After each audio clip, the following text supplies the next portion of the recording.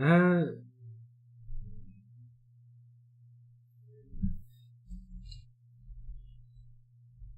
sorry? That's ridiculous. What? So, it says they can serve no more than 2 terms in a row. Mm-hmm. So it says there, technically, if he sits out a term as Prime Minister, then he's going to go for another 2 terms. Mm-hmm. But in fact, it's not what that phrase means. In a row modifies the 2 terms condition, not the entire sentence. Therefore, in Russia, one person can be president for 2 terms that follow back to back. So if he says loses an election after the first term, he can't win again. But by the time he's become Prime Minister, he's already finished his 2 terms in a row, and hence could not move further. But the Constitutional Court sided with him on this bizarre interpretation. So, Putin. Yeah, because he's Putin. So, basically, he can just be president ad infinitum, basically. As long as he doesn't lose. As long as he continues to win, he can become president ad infinitum. Weird. And with how much he's doing the vote rigging and all that jazz, he's president for life, essentially. So, Putin has never faced a serious threat to rule since he came to power on the eve of the new millennium. He won 53% of the vote in 2000, 71% of the vote in 2004, 63% in 2002, and with the latest, was 67%. If not, we'll get built straight in. Yeah. Hey, can I get mod, please? How are you guys? No, I don't think you can get mod.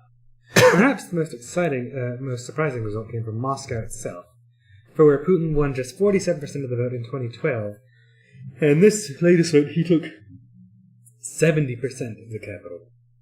Jeez.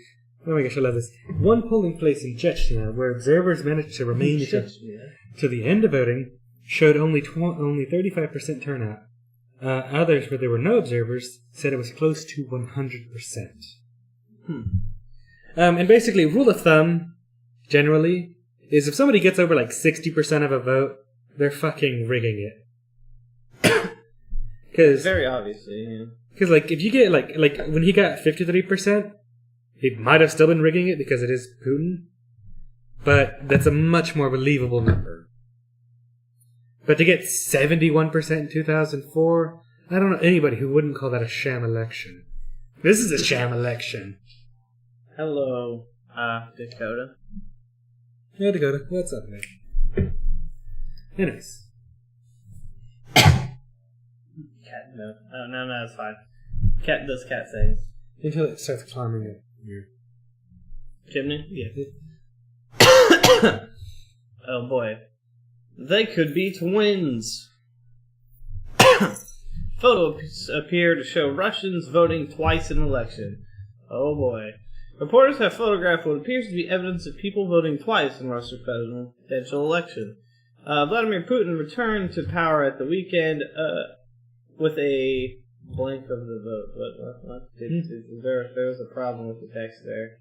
Anyway, in the town of Ust-Dezhguta, weird, in southern Russia near Georgia, Reuters reporters photographed 17 people who appeared to cast 2 ballots. Lila Kocheva, a member of the election commission, when shown the pictures of people who apparently voted twice, said they could be twins. Of course, they're just that twins. sounds so Russian. It's Zukra Kromeva, another election official at polling station number 217, said, "How do I know if they're the same person? They might look the same." And here we have some pictures of these supposed twins that I want everybody to see so that they can get a good understanding. Is it the same picture over and over? No, they're different pictures. Are they? Yeah, I guess they are. So let's show the people what Russia's calling twins. Yes. There we go. No. That didn't work correctly. As for the norm. Oh, look. There we go. I gotta change the settings and it works. So, look at these twins. So here's this lady that's... she's wearing the exact same clothes, too. Mm-hmm. Is that their ballot box? That's so weird. It's Yeah, like a it really giant is. Paper thing. I guess it's to weird. give the illusion of transparency, quite literally. Literally, yeah. Interesting. Alright, and then we have this woman, which, again... Wearing the same clothes. exact same It had been on the clothes same and day, everything. I no doubt. She was like...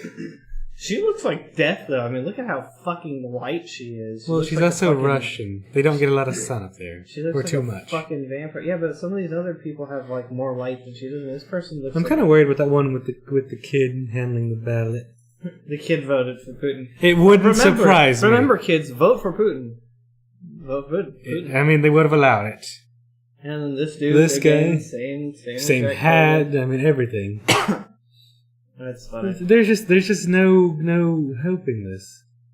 Yeah. Again, these people don't take any measures to hide their identities or anything. They're just like, nah, fuck it, it's Russia.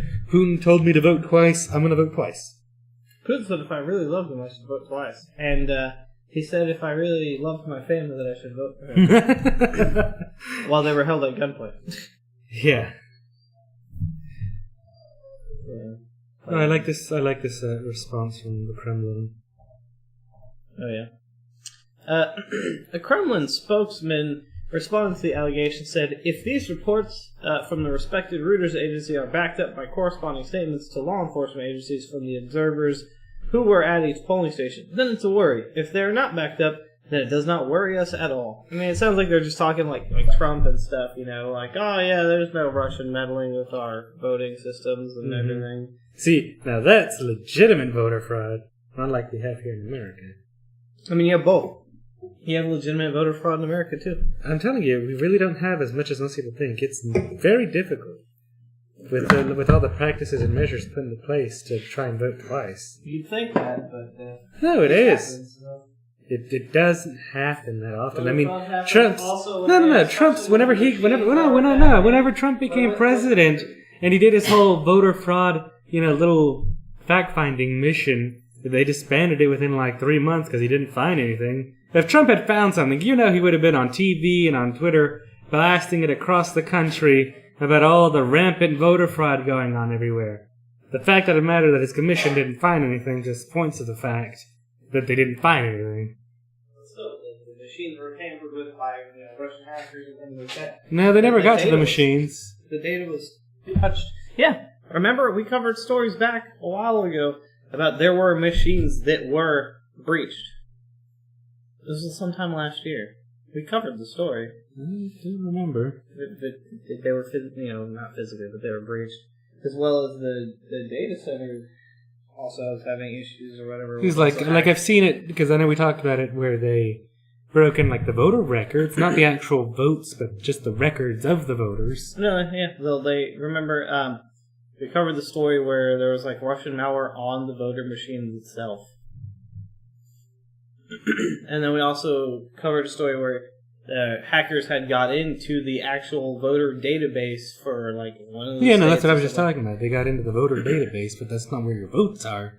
That's just where your voter information is, from the card you fill out. I'm pretty sure the votes were there too. No. It was the voter No. office. It's just the voter information. It's just, when you fill out a registration form for your vote, you get your voter card, whatever. That's all. But that's not what we covered. We didn't cover it was that's what we just a covered. registration thing. We covered it was an actual office of the whatever the hell the agency is or No, it was just whatever the some company is. state's office about voter registration. I don't think it actually had voter records. I'm pretty sure it had real votes there. That was the I only thing. That don't was why it think was a it big did. issue. Why it came up in the first. No, it was a place. big issue because they allowed Russian hackers to hack into all the voter records and get their addresses and information. And also the other reason why Trump would abandon the election fraud thing. Sorry? What did you do? They got loose somehow? Yeah. Okay. Is because in the case that there was voter fraud in his favor, it would be a problem. Because that was his But he was biggest complaint. he was concerned about voter fraud in Hillary's favor. Well, yeah, I know he was, but then whenever he had so much clout or whatever agreements for him, there could have been possible that instead the voter fraud was for him, and even if he proves it to be correct, that was the thing is he was trying to call But that's voter what I'm fraud. saying. he didn't find any voter fraud with his little voter fraud commission. Did it say? Did he say they didn't find anything? No. I mean, 'cause I told you, man, if he had found anything, he would have been on Twitter and on Fox. Not if he found it in his favor. He's not that dumb. I'm sorry, but... Nah, he is. If it's in his favor, no. No, he is. No. If it's in his favor, he's not going to bring it up. Because he's... But also the fact that, dumb. like, Congress didn't come out with anything, because they would... That commission would have had to report to Congress. And then the Democrats, if anything had come out, or the Republicans, either one of the parties, if they found something in the opposite's favor, they would have come out with it. Possibly. I don't know. So that's what I'm saying. I don't believe in the corrupt politicians enough that the corruption's there. Yeah, it's not a matter of corruption. It's a matter of, hey, Trump found some bullshit that was in his favor. Voter fraud in fraudulent votes is a corruption. Yeah. No, but what I'm saying is that if Trump found something and Congress found out that he found something that was in his favor, the Democrats would have been on ABC and CNN and MSNBC saying there was voter fraud and it was in Trump's favor and how do we know it's a legitimate election? Mm-hmm. And if the Republicans had found something like that in Hillary's direction, they would have been out there on Fox. Trump would have been out there on Fox. Like, how can we trust you? You know, it's Hillary. She manipulated the vote. You know, maybe she didn't get the popular vote. You know, maybe I got the popular vote and she, did voter fraud and hacking and bullshit. Which it didn't work anyway because Hillary, I think, ended up... Because Hillary did get the majority. She did get the popular vote. She just didn't get the Electoral College. Yeah. So that's what I'm saying. In the end, she still... Yeah, she did. If something had come out... But I mean, I remember, then it would. Also the ballots issue was, during the fucking Bush election, with Bush and Gore and all them, there was recount after recount after recount. No, the Bush and Gore... The Bush Gore wasn't about electronic voter records. That was about physical... voting like ballots, like the punch-out ballots, where they had what they call like chafes or champs or something. Basically, like little papers.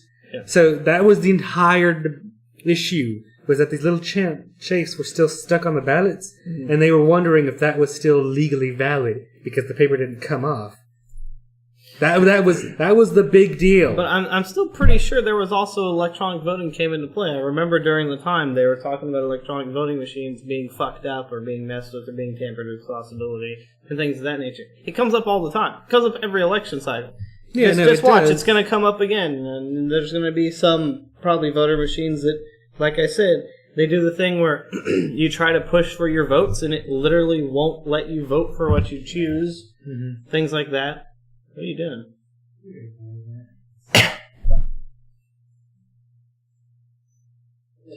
That way. I mean this way. Flip it back that way. There you go. Good enough. The camera's just a bit too close because we're both pretty cut off. The cat thing, but anyway. In any case, carry on the next story. Yep. So. And this is crazy news, folks. An American general in Syria confirms U.S. forces killed hundreds of Russians in a massive battle. Which is surprising because that would mean war were declared, basically. Except that, first of all, the Russians aren't supposed to be there. And technically, I don't think neither are we. Well, we're working with the YPG, so we're fine to be there, kinda. Because we're against fucking Assad. Mm-hmm. Yeah. So U.S. forces killed scores of Russian mercenaries in Syria last week in what may have been one of the deadliest clashes between citizens of the former foes since the Cold War.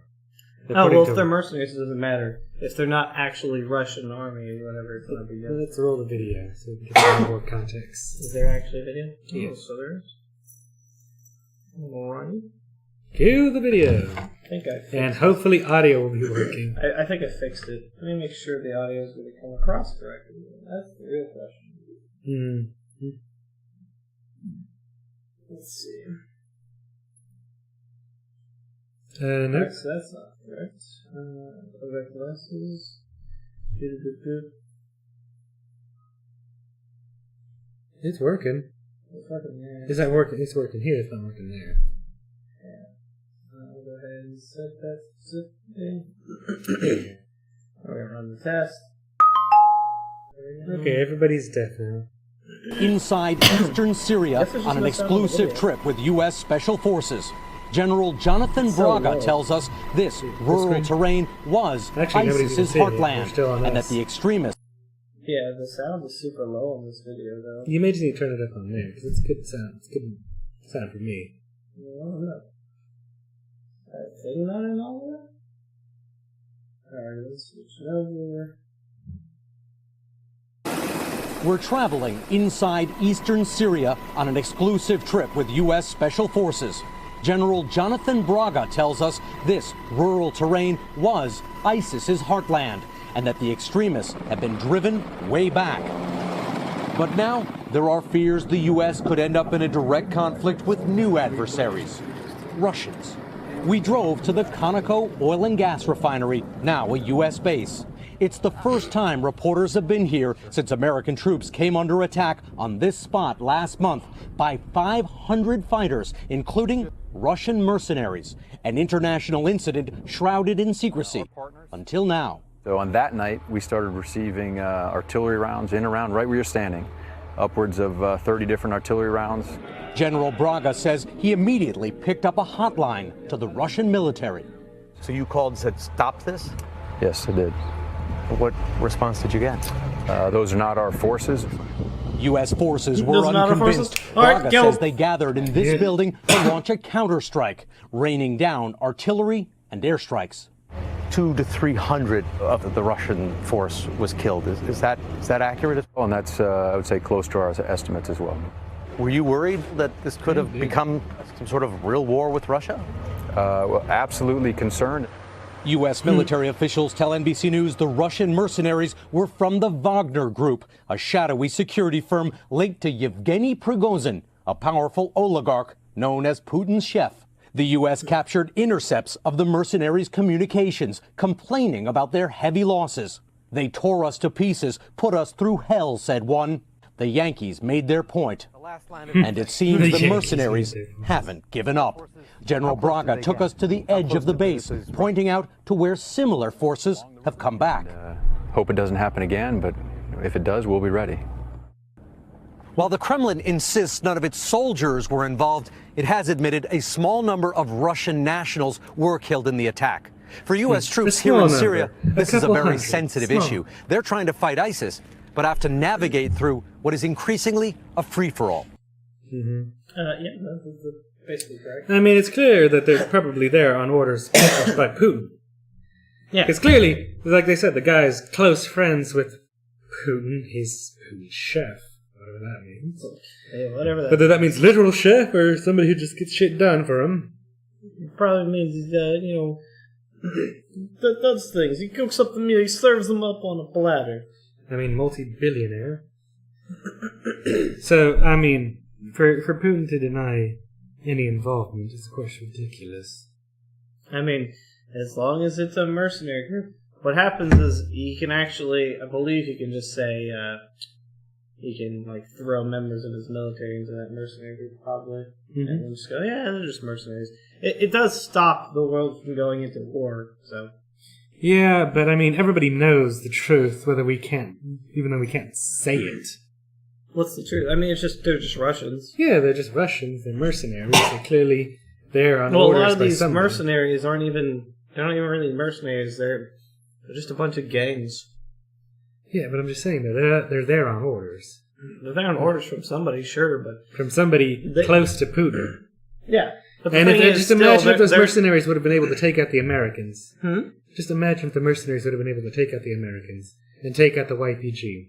That would have secured them an oil-rich area, and it would have secured that mercenary group. What's kind of funny is that the American base is a fucking Conoco, oil refinery. Mm-hmm.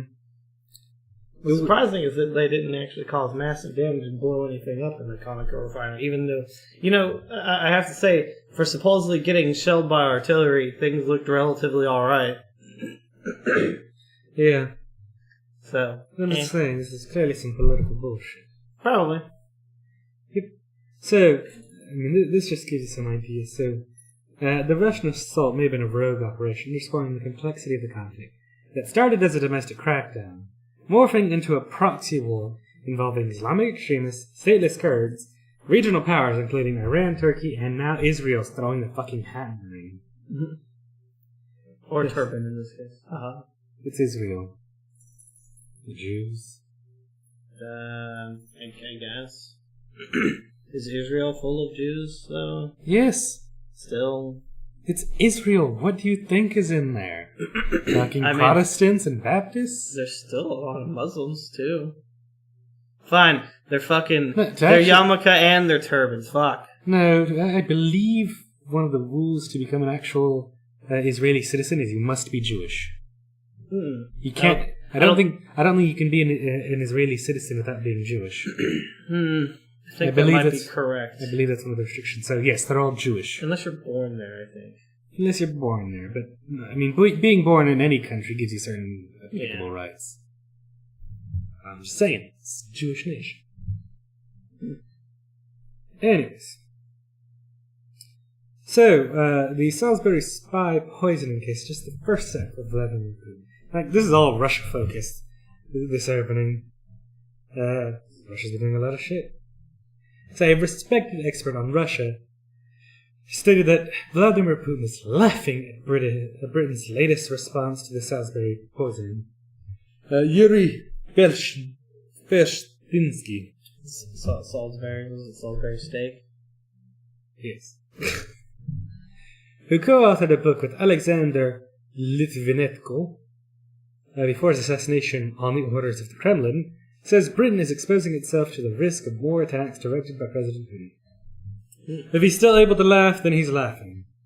He stated, after the tit-for-tat expulsion of 23 British diplomats from Moscow, the government says it will use existing laws and draft up new ones to go after the financial assets of Putin's billionaire associates in the UK if they can be proven to be acquired through corruption. That's a bit weak. Yes. Close observers of Russia, such as Mr. Felshtinsky, proposed an alternative. Do not take their property, he stated. Do not take their accounts. Take the whole of Britain from them. Ban them from entering the country. President Putin's cronies use Britain as a sanctuary, he says, so barring them access to that refuge is the ultimate sanction. And it's very easy to achieve. You simply revoke visas to revoke dual citizenship and revoke permanent residency permits. It's an interesting idea.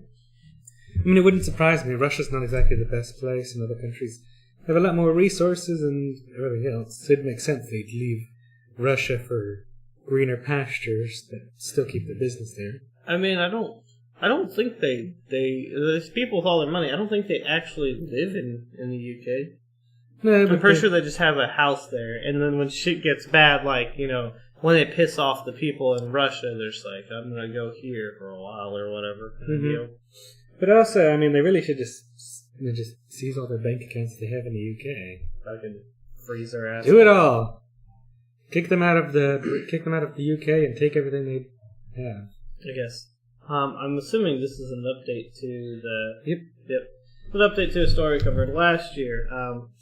No charge for 11 Turkish agents accused of attacking DC protesters.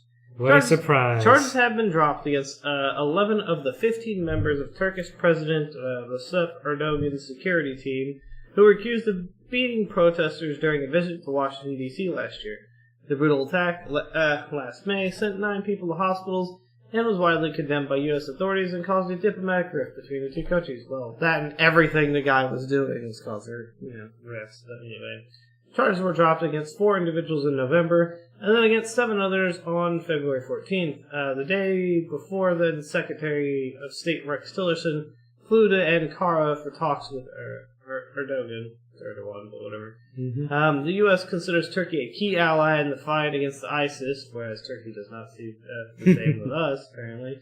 Officials insisted late. No, they're against ISIS. They just hate the YPG more. No, I'm saying that they don't really consider us. Turkey, come out and spoke vehemently against us. Yeah, but that's because we're involved with the YPG because they're the only people in Syria actually fighting ISIS effectively outside of course, Assad, but also the YPG is also against Assad, so the enemy of our enemy is a friend. Sure. And the YPG insisted late Wednesday that charges haven't been dropped for political reasons, saying they were dropped after it became clear investigators had misidentified some of the suspects and failed to develop enough evidence against others. That's what they're saying, but bullshit. that's complete horseshit.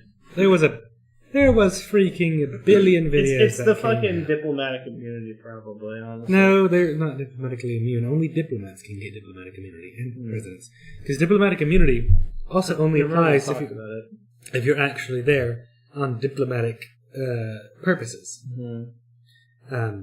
Which, diplomatic immunity doesn't But mean I thought his everything. security detail, his diplomatic immunity extends to security detail, I'm pretty sure. They're not diplomatically immune. It's reserved only for diplomats. Well, I mean, that's what they say, but obviously... Well, no, this isn't diplomatic immunity. This is just us dropping them because it's not a big deal to the people in power. Oh, some protesters got beat up. Oh, well, it's more politically expedient for them to make friends with the president of Turkey. Yeah. That's why they dropped it.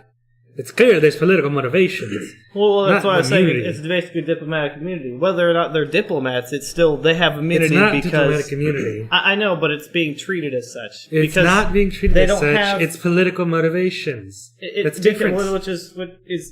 Diplomatic immunity is that. No, diplomatic immunity is a global agreement. You can't be touched, you can't be anything. Yeah, but it's not that. Because I know it's similar to that. It's synonymous with it. Yeah, but it's not that. I'm saying it basically is. It isn't. You know, I don't want to use the language like that. I mean, I don't care. It basically is. We've done that before here anyway. We've used the language that wasn't proper, but... I mean, it's as close as we could get, but I mean, I'm not going to use that because it's not close enough for me. Close enough. Whatever. It's basically treated as diplomatic immunity, which is what I'm saying. So, whatever. Anyway, the Rohingya children trafficked for sex. Oh, I have a video here. Yes. Hello. There we go. Yeah. Oh, God. It's the video right there. It's at the top. Is that the video? Yeah. Okay. Play it and we'll pause it. Alright. Girls in their early teens are being trafficked into prostitution in Rohingya refugee camps in Bangladesh. A BBC News investigation has found.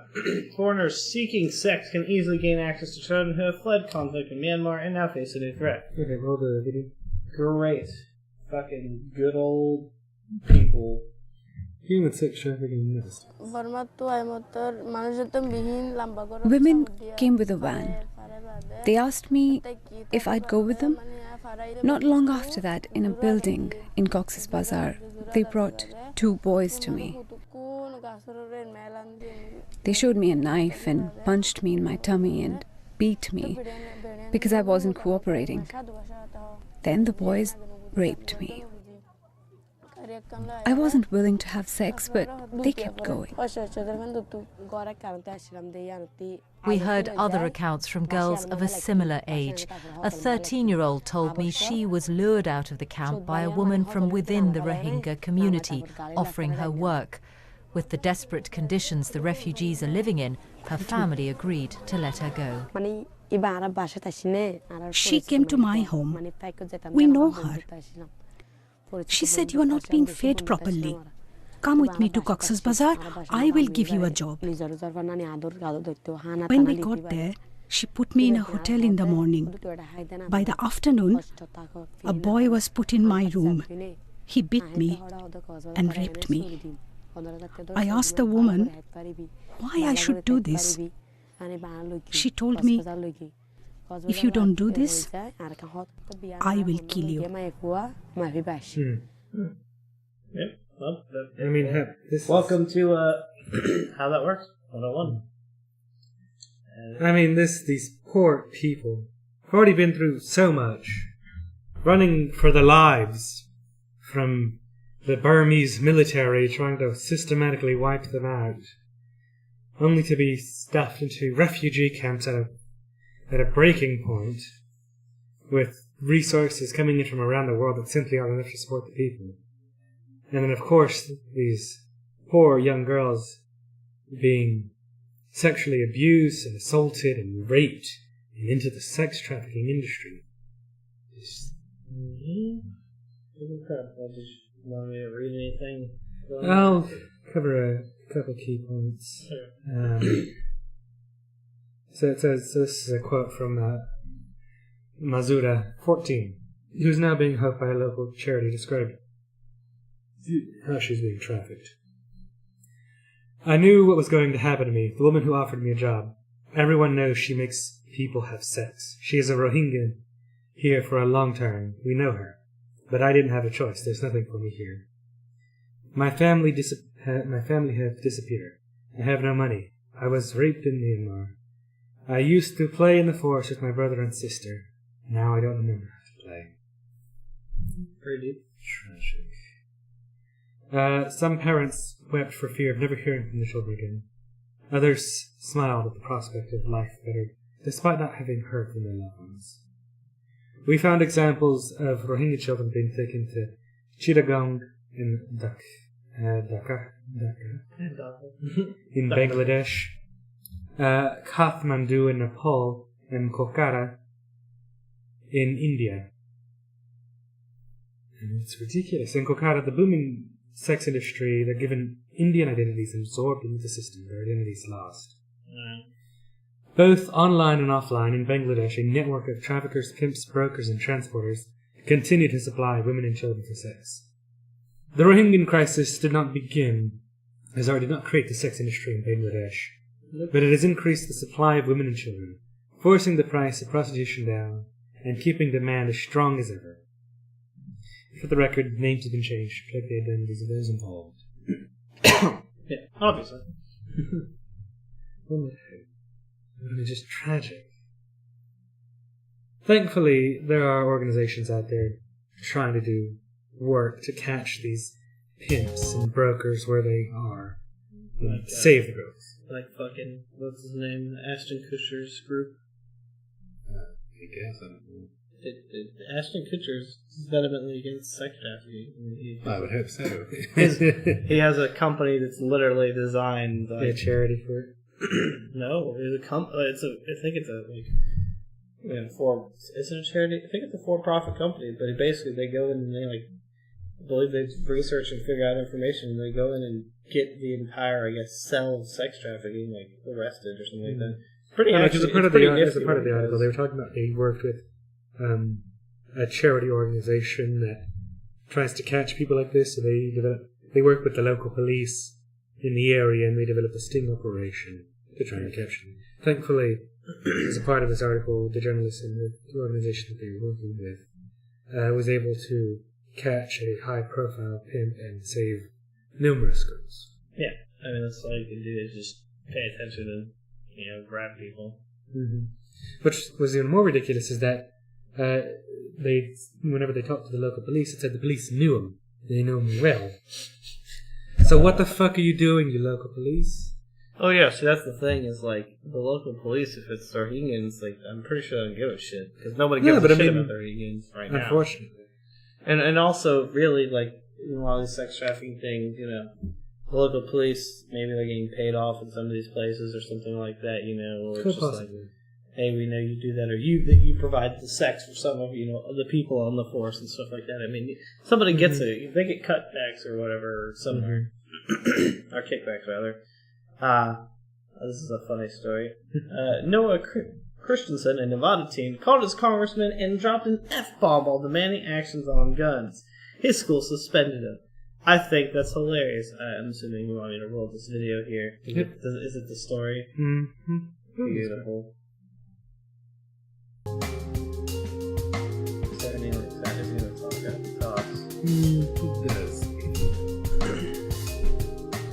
I totally understand that that's not maybe the wording that I should have used, but it's still my right to use that word.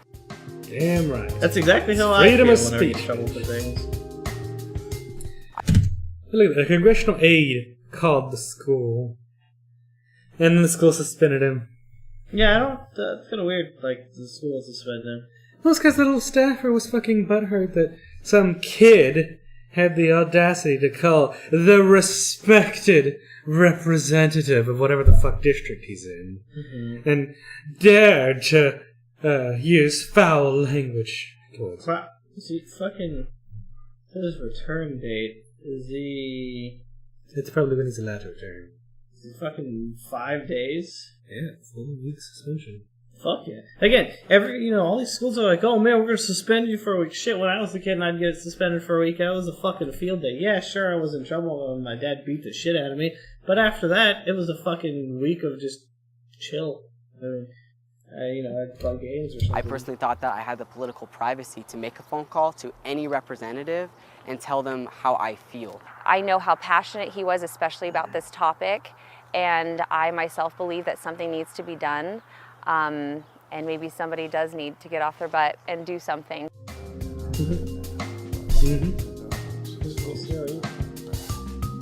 Right as they should, because it's clear. They violated the law by punishing Noah in this way, that it was an excessive punishment based on his speech and his viewpoint. No, absolutely it was. Oh, I love this part.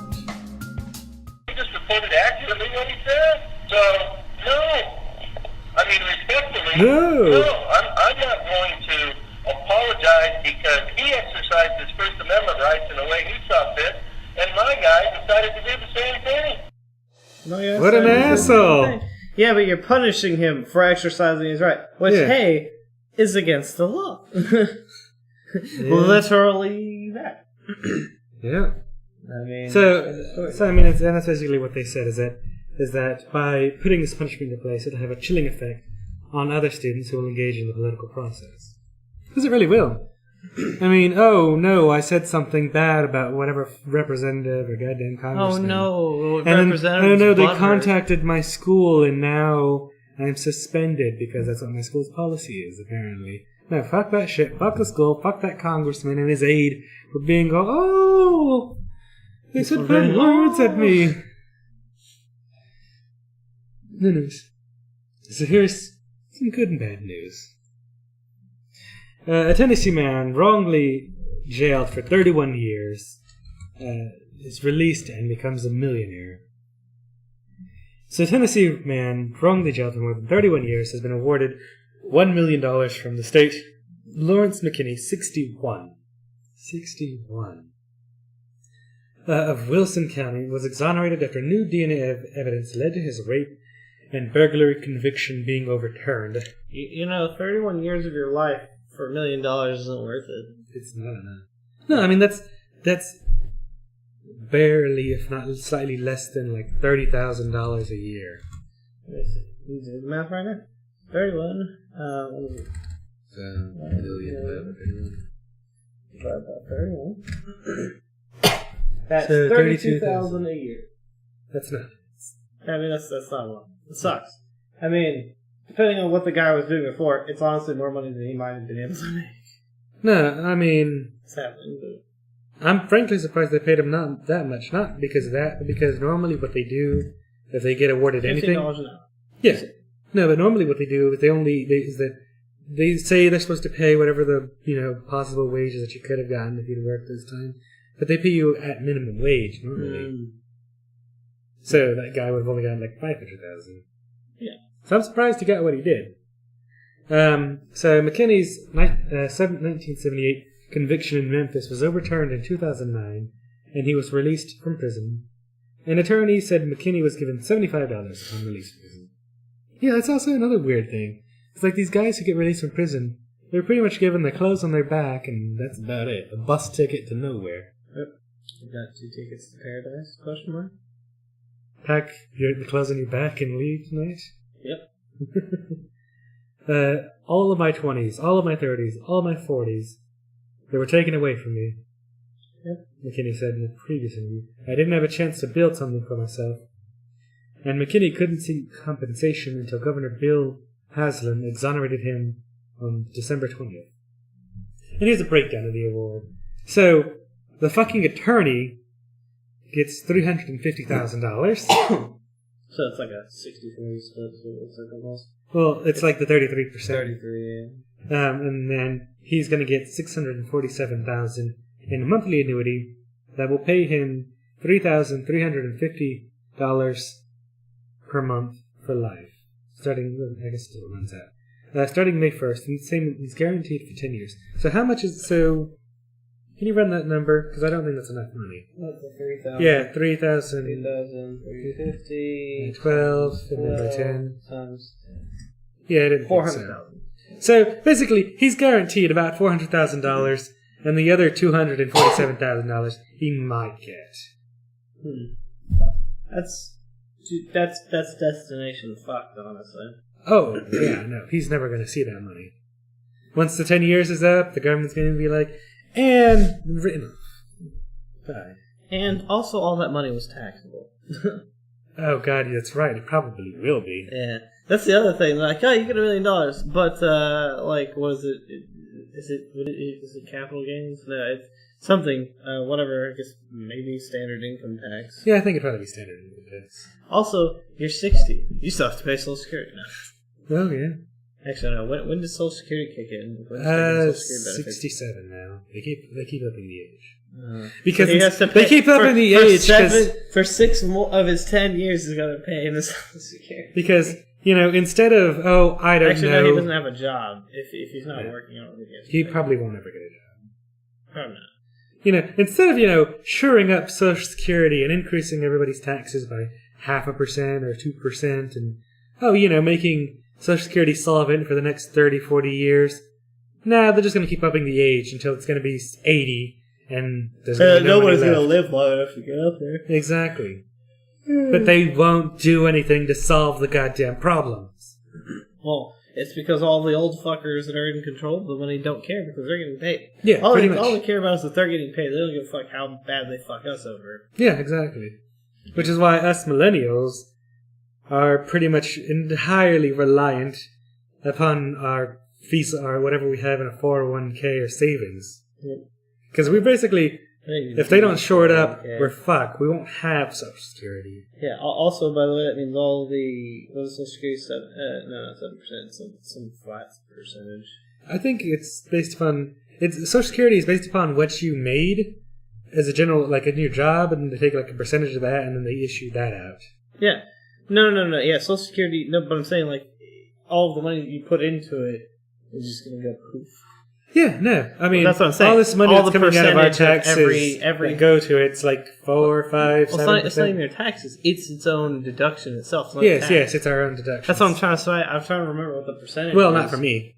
Well, yeah, not because you don't have TRS. Because I have a pension. Soon, whenever you get a real job, If I ever leave a school district and I lose that pension. Pensions are nice. They don't exist in much places. Yeah, but like the pension, the school district pension thing only works out like if you move to the next job and you start making 6 figures, and your average is going to be between 40. Or I take a couple more jobs so that way the average just gets up. Yeah. Collectively. Well, you still have to get more money for each of those jobs. Or the same amount of money. But then your average would just be 45K if it was the same amount of money. No. If I got more money, but then I got more of the same amount of money. Oh, okay, like a bunch of 70,000. A bunch of 70,000s or 75s. And then, look at that, 4 75s and a 45,000. It's still going to be between the 45 and 70. Though. Yeah, but the number's going to be a lot closer to the 70. That's what I'm saying. 60. Yeah. But, Yeah. Okay, Trey. Yeah, but, I mean, this is tragic for this poor man. And, I mean, just 31 years of his life destroyed. And then another 10 years of his life fighting for what he's rightfully owed. Fighting for his right.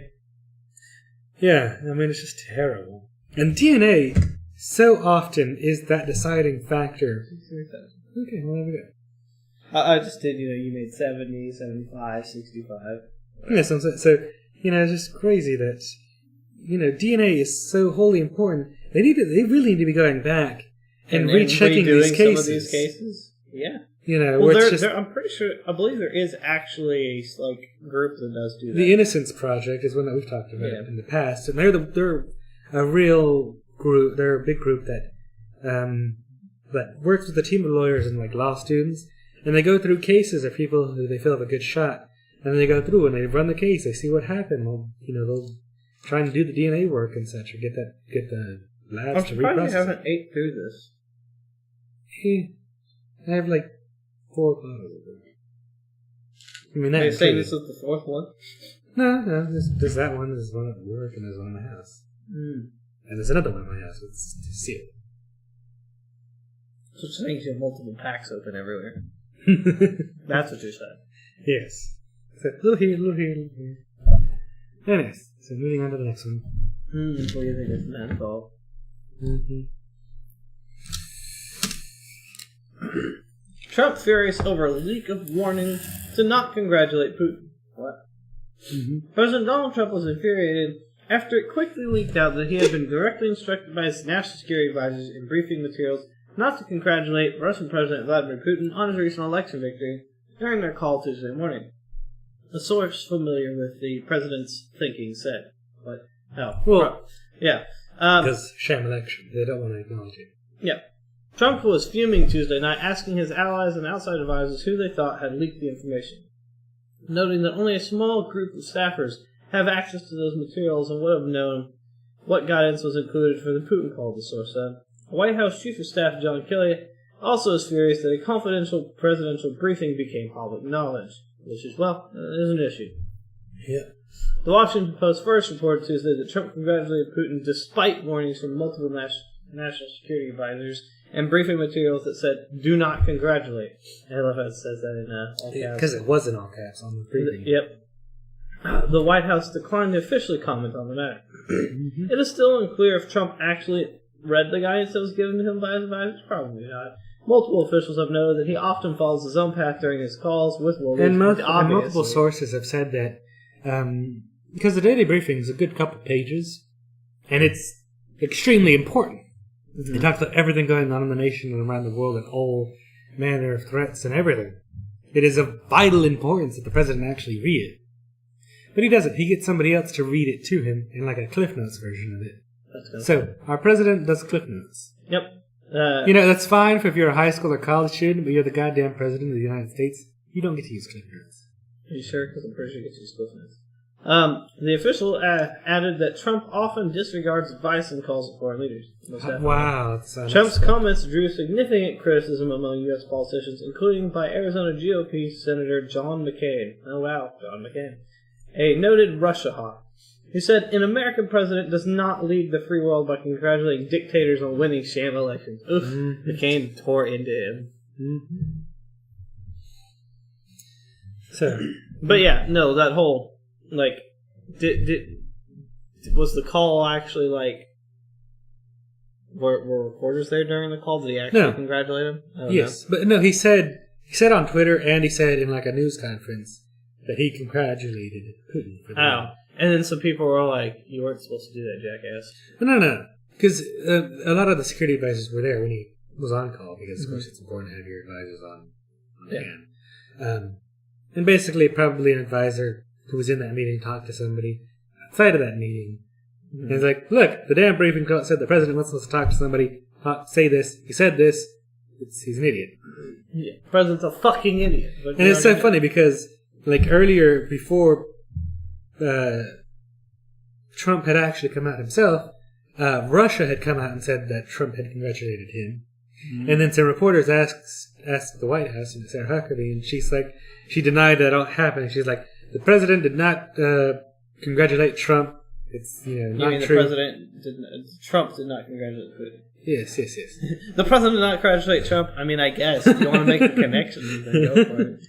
No, I mean, and then they had to roll it back whenever he came out and said it. Yeah, because the president's like so far up Vladimir Putin's ass.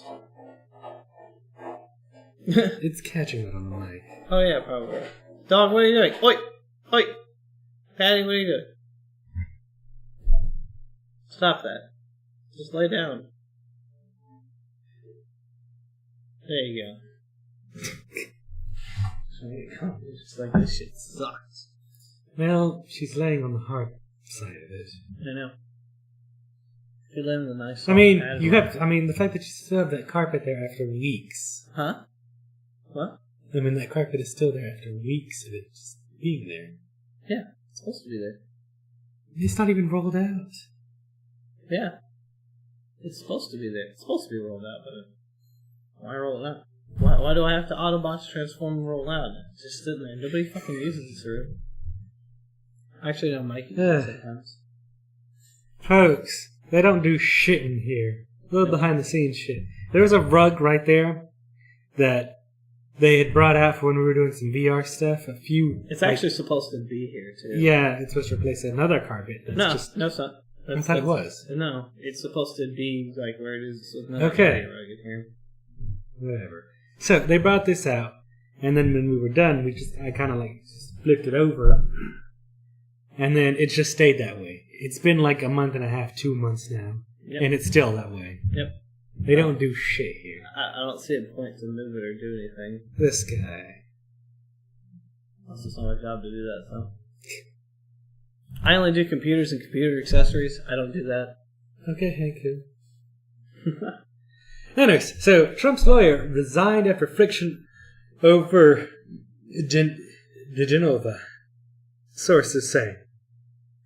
So John Dowd resigned after Donald Trump resigned as Donald Trump's attorney amid friction over the hiring of Joseph Genova, a vocal critic of the Russia probe who has attacked the FBI. And Justice Department, according to 3 people familiar with this is too hard to fucking sit here and do this. He's like, I'm out. Pretty much. So Dowd, who's been Trump's lead lawyer against special counsel Robert Mueller. Mueller's... Mueller. Agent Mueller. Yeah, I was like... Mueller's Russia probe for the past 9 months has been pushing Trump to cooperate with the investigation. That stance appears to put him at odds with DeGenova, who has said he believes Trump was framed by the Justice Department officials on a political vendetta and is expected to advocate for a more confrontational approach. Dowd has acted as the team's point person in dealing with the Mueller investigation. Kind of struggling to say words. And has spent Mueller.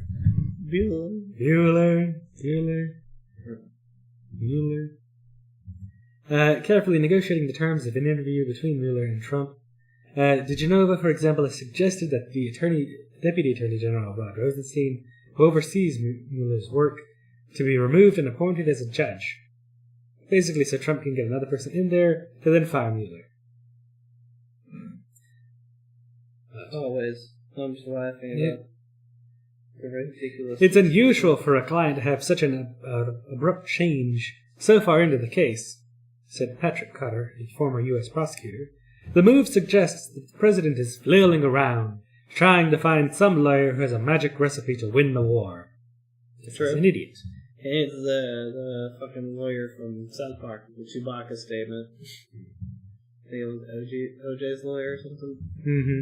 Yeah, you know, we didn't... Is that in the news? Are we covering that this week? He came out and actually said he did murder his wife and everybody. I think... Well, he said he hypothetically did. Is that what he did? Yeah. He didn't say he did it. He said, like, hypothetically. I know. Legal loophole mumbo jumbo, and he couldn't. I thought he legitimately got drunk again and was like, and he couldn't be prosecuted for it anyways because double whammy. Yeah. Are you sure? Are you sure they can't reopen it? Yeah, no, they can't. That's how that works. He got off. You know, he. So once you get out, you can go. Oh, I fucking slaughter all those people. You can't do shit about it. I think so, yeah. I don't think you can. I think you can. Because you can't be prosecuted for the same crime twice. Yes. I mean, that's in the laws. Anyways, it's unclear what the departure will mean for Cobb, Trump's lawyer inside the White House. Cobb, who has known Dowd for years, has advocated cooperating with the investigation as the quickest way to end it, and has pushed back against any attacks on Mueller. Yeah, because... Of course, because it makes him look bad and it makes it look like he's trying to subvert the rule of law. Yeah, and a federal investigation. And doing that's bad, especially as president, because that's like you have something to hide. And we've been talking about, people have been talking about a constitutional crisis. And basically, if the president fires Mueller, which I think he can legally do, it would basically be a constitutional crisis, which basically means the president's acting outside of his authority to break the law and shit. Mm-hmm. And he will be rightfully so impeached. Or he can be. It makes the process a lot easier. Yes, that is definitely a real fireplace behind me. I mean, it's got scorch marks in it. This is not green screen. Anyway, House passes bill that would give patients access to experimental drugs. What? The House spurred... What's with all the mixer trolls? Always mixer trolls. Yeah, that's not a mixer troll. Whatever. Yeah, it's a view. You still count as a view, you asshole. Yeah. Sadly, I don't look like Harry Potter anymore. I don't have the glasses for that. I can go get mine. I have some circular glasses somewhere. My old Harry Potter glasses from millions of years ago. But anyway, yeah. Supporters said the bill would give dying patients a chance to obtain potentially helpful prescription drugs without waiting for the completion of clinical trials or going through the process established by the Food and Drug Administration to allow the use of investigational drugs outside clinical trials. Yeah, so basically the FDA already has a process to allow patients access to experimental drugs, which basically they just have to put in a request. Mm-hmm. And then it goes through the FDA and they look over the process and what it is and what it's going to do, and they approve or deny it. And according to the FDA themselves, it says they approve like 99% of the case. The 1% is something that they just go back and if they have an issue with the process. So there's already oversight. There's already access to this. This just removes that oversight and protection.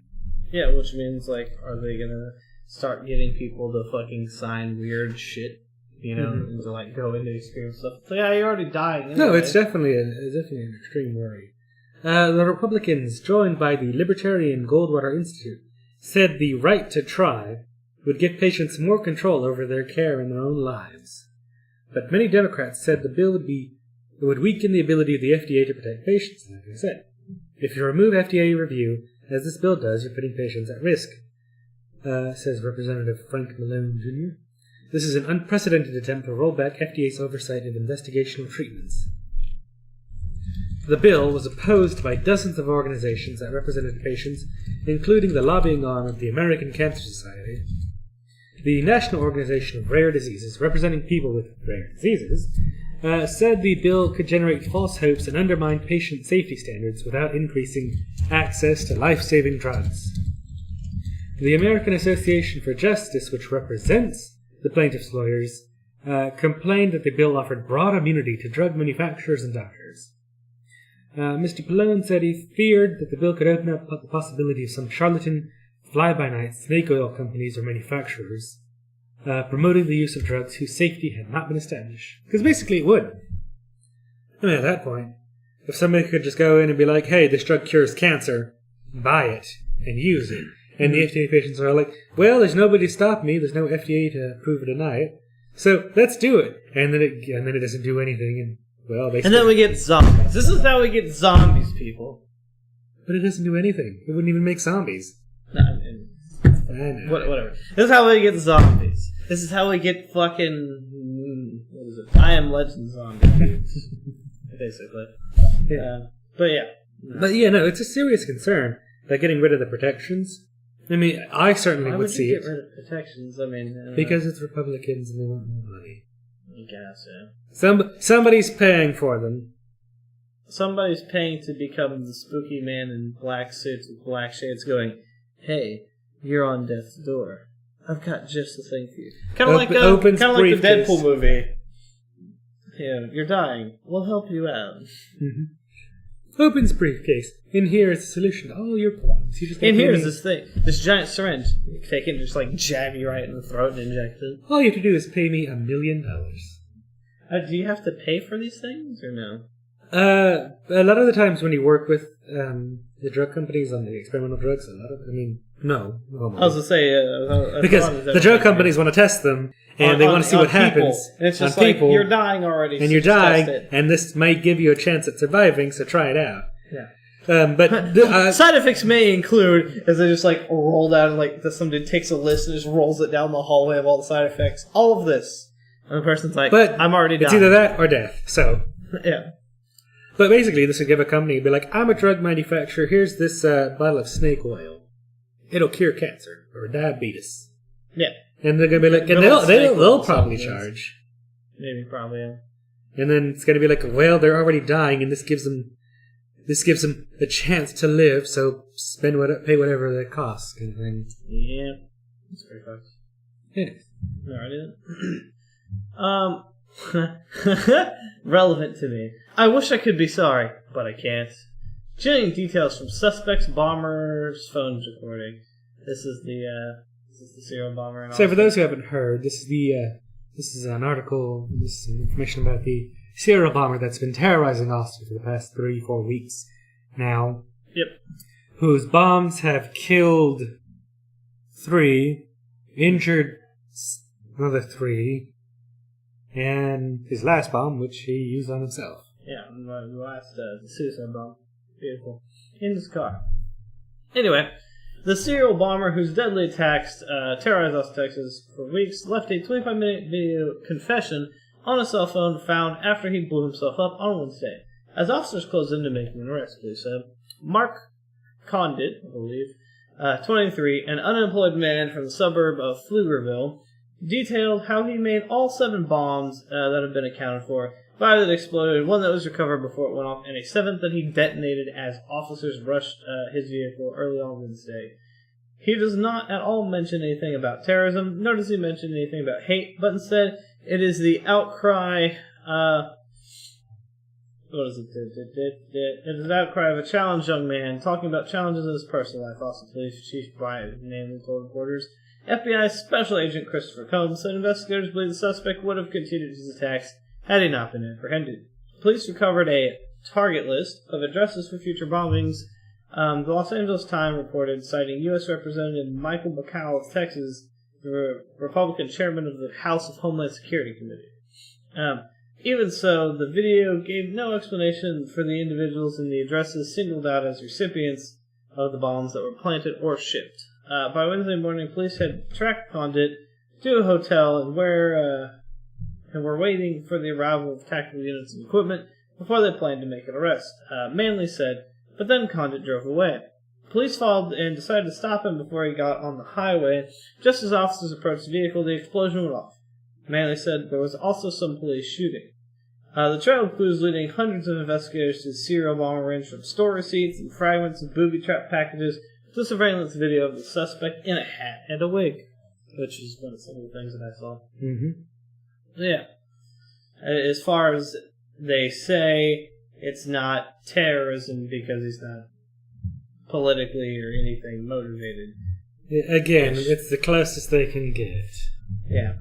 So, I mean, I want to see the video get released. People want to watch it. I want to watch it. I want to know what goes on in the mind of a serial bomber. I like that shit. Kind of interesting. Yeah. Maybe they can pick up on cues that they don't, but I mean, these people are investigators who do this forever. I mean, they study the minds of criminals.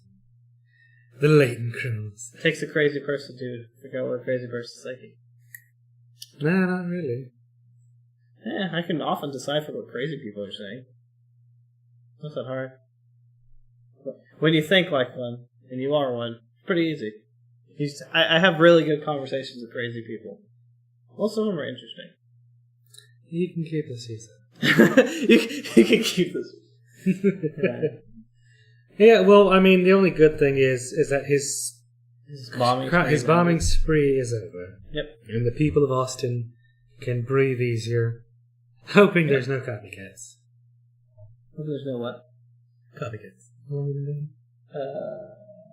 No, 14 minutes left. That's weird. Okay. So, this one is fucking infuriating. So, 49 Alabama sheriffs hide jail food funds, flouting the open records law. Okay.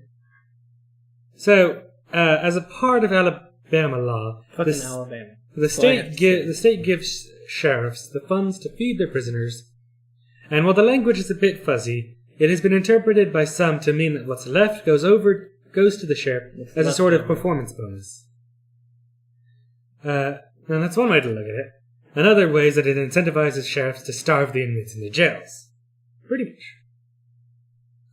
And as all things, whenever you give somebody an inch, things go wrong.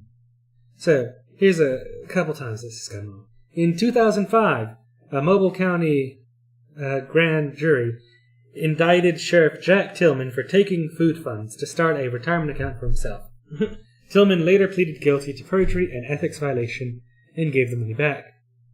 In 2009, a federal judge briefly jailed Morgan County Sheriff Greg Bartlett after he pocketed some $212,000 from the fund while feeding prisoners a truckload of old corn dogs he bought for $500.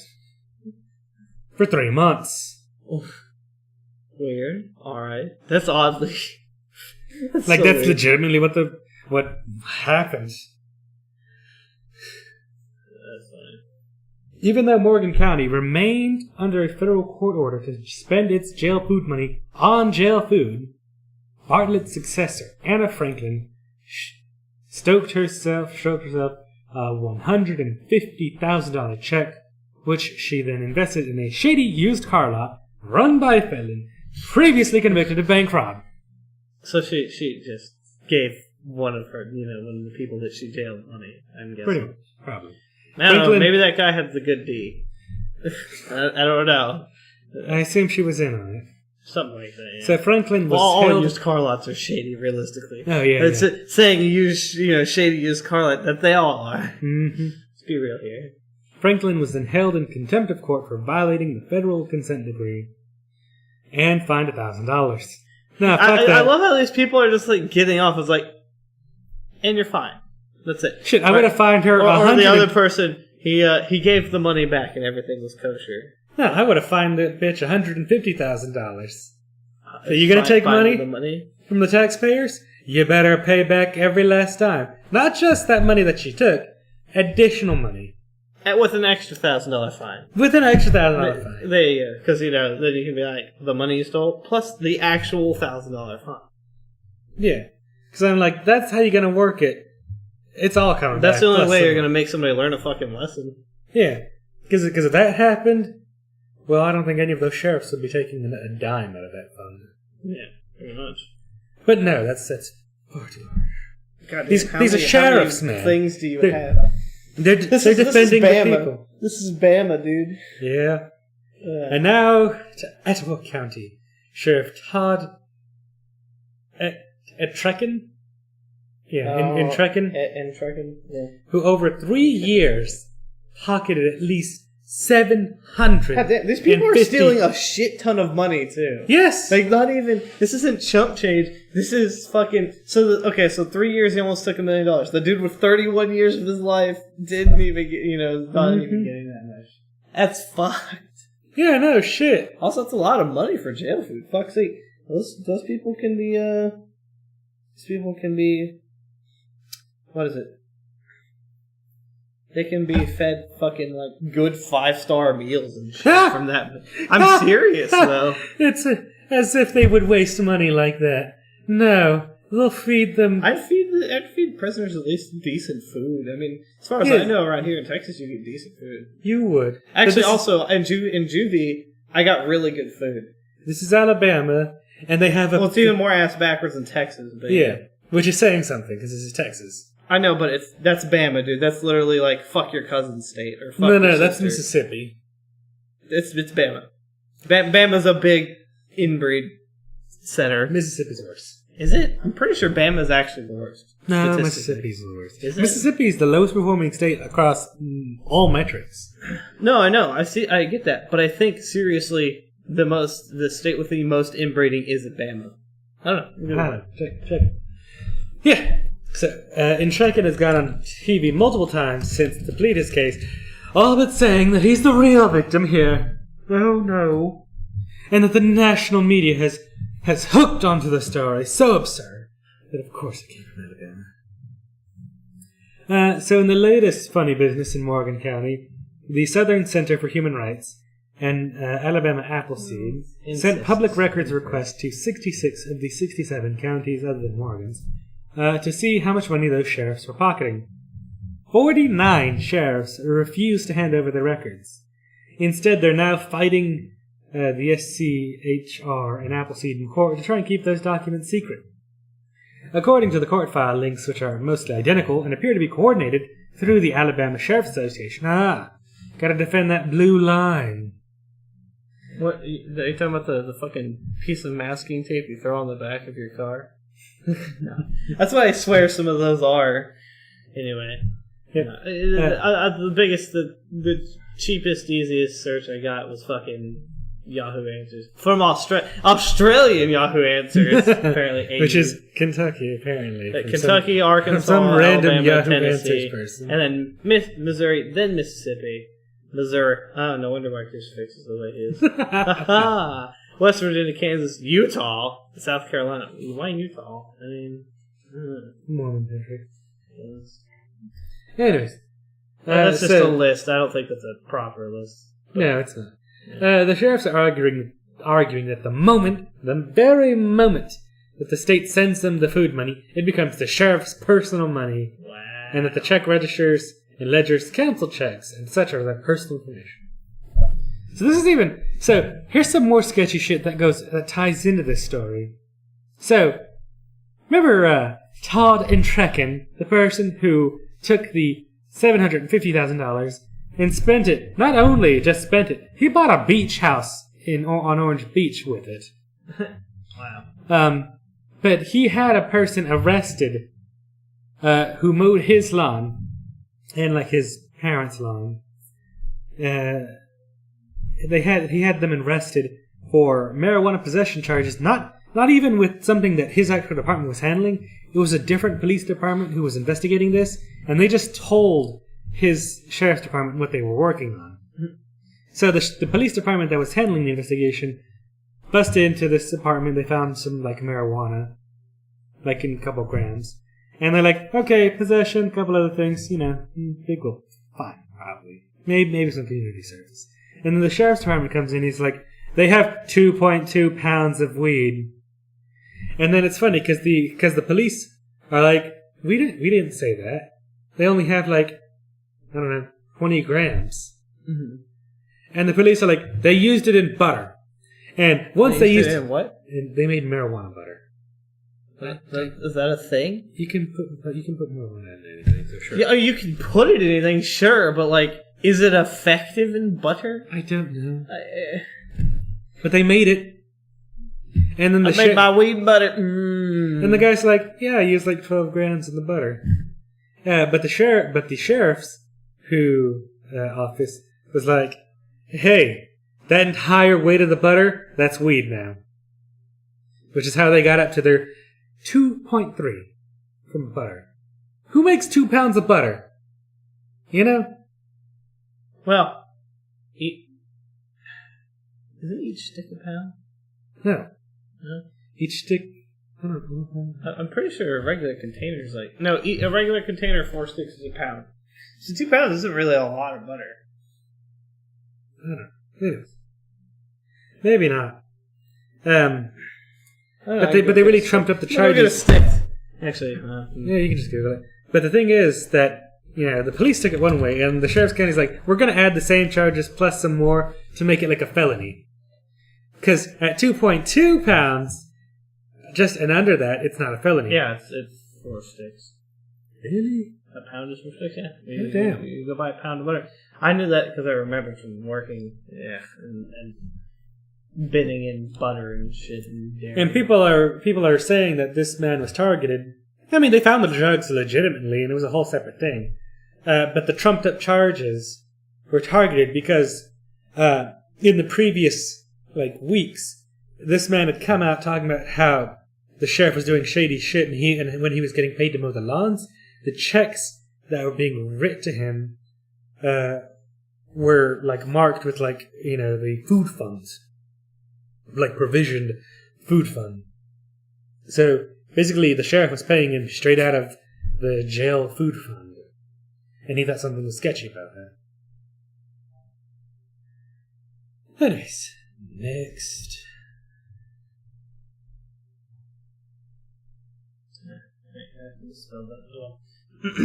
If he wanted to, he could have killed me. Great Mills High School students recount shooting lockdown. When Deshaun Mobley heard the pop of gunfire, he didn't recognize it at first. It wasn't until classmates at Great Mills High School in Southern Maryland came running into his classroom, locking the doors behind them, that he realized shots had been fired in the hallway. On their own, many of the students had rehearsed lockdowns before and knew to just huddle as quietly as possible and wait for safety. With the recent school shooting in Parkland, Florida, in many minds, the 17-year-old junior Mobley realized this was the real thing. 2 students were injured, and a third, the suspected gunman... I heard the poopy bark. Yeah, people are coming in. Oh, okay.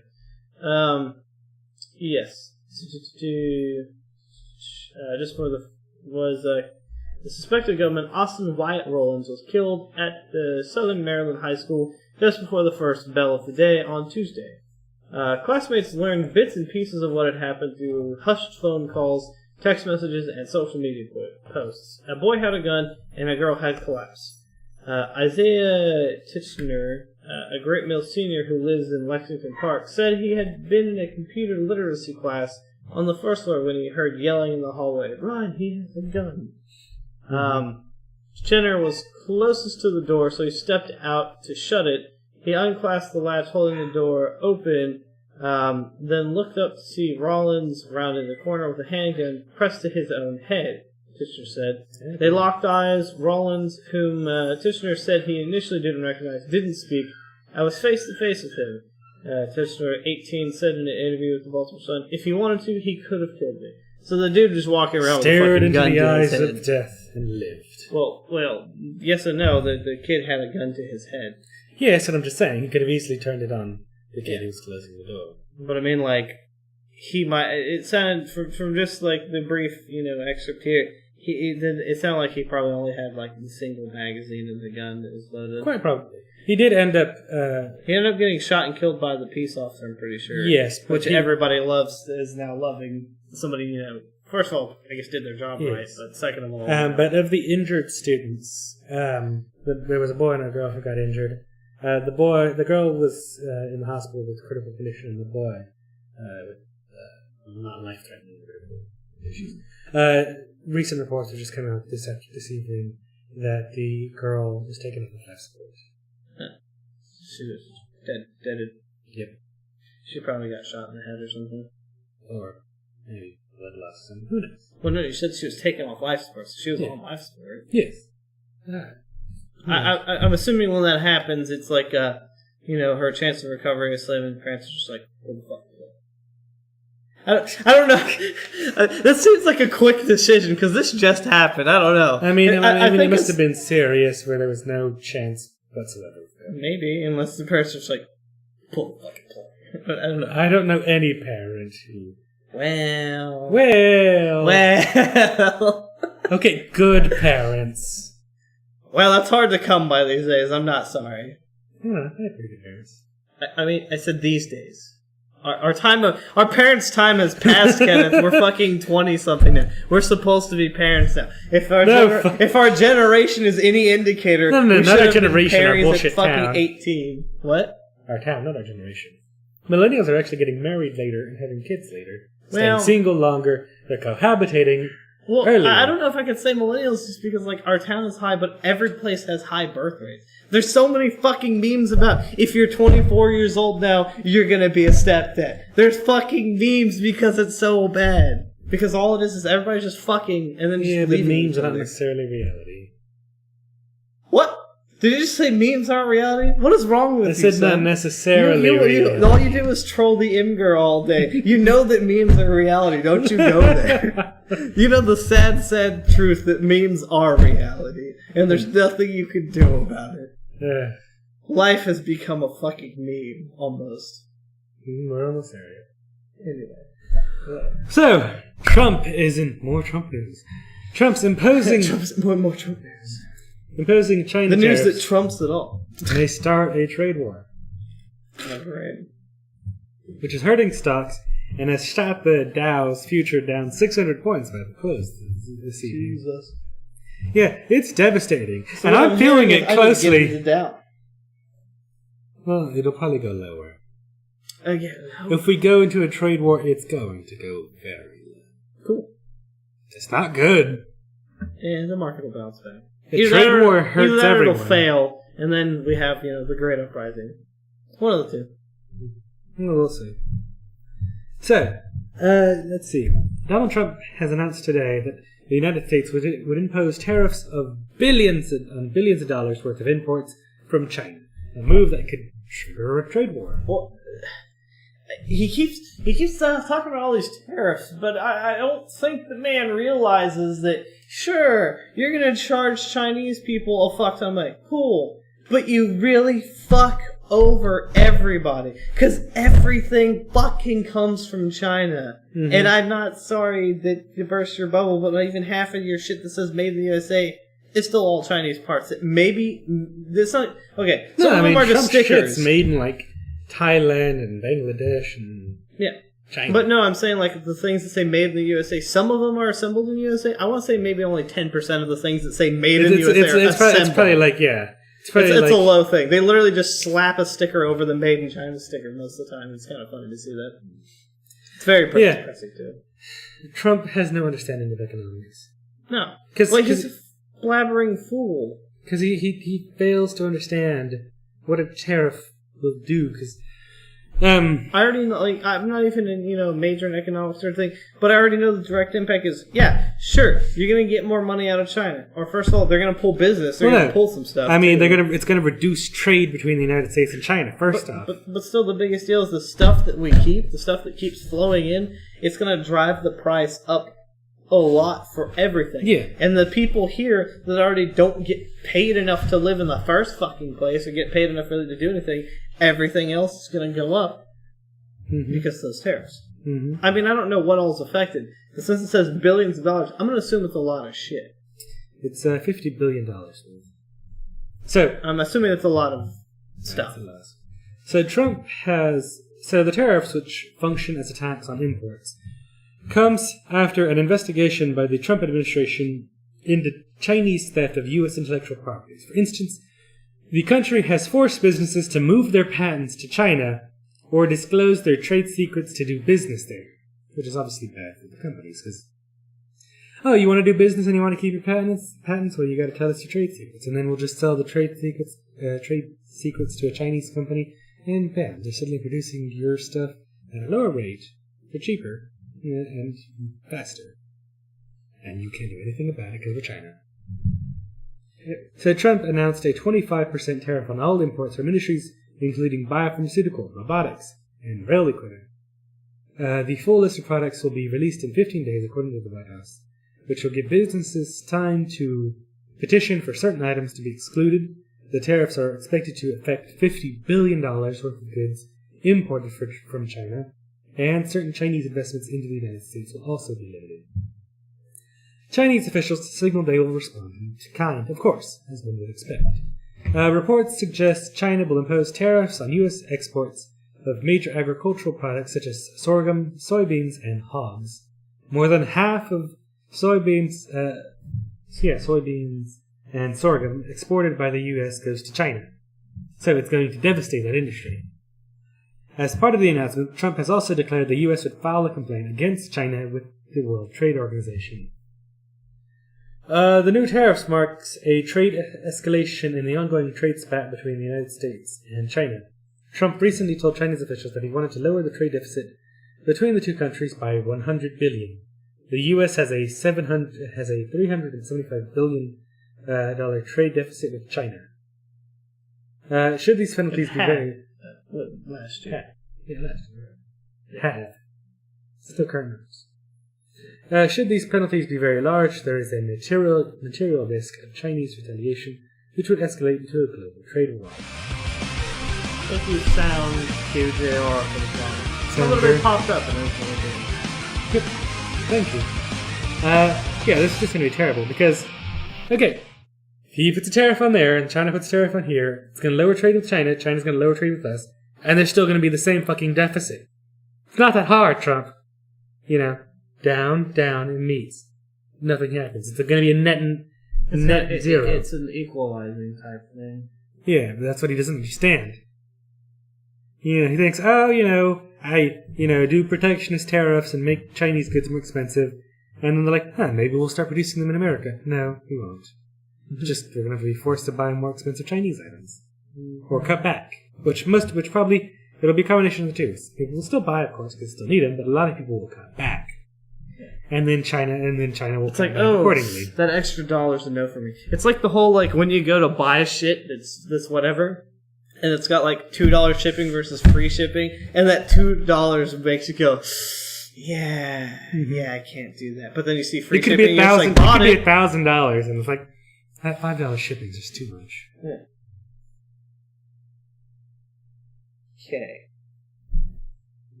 I don't know if she's saying something. No idea. I think it's because I was looking off screen to the kitchen, which is directly where the camera is. I'm really out of it. I've only gotten the 2 hours of sleep that Kenneth woke me up out of, or 3 hours. I think it was 3. Closer to 3. I haven't been sleeping very well.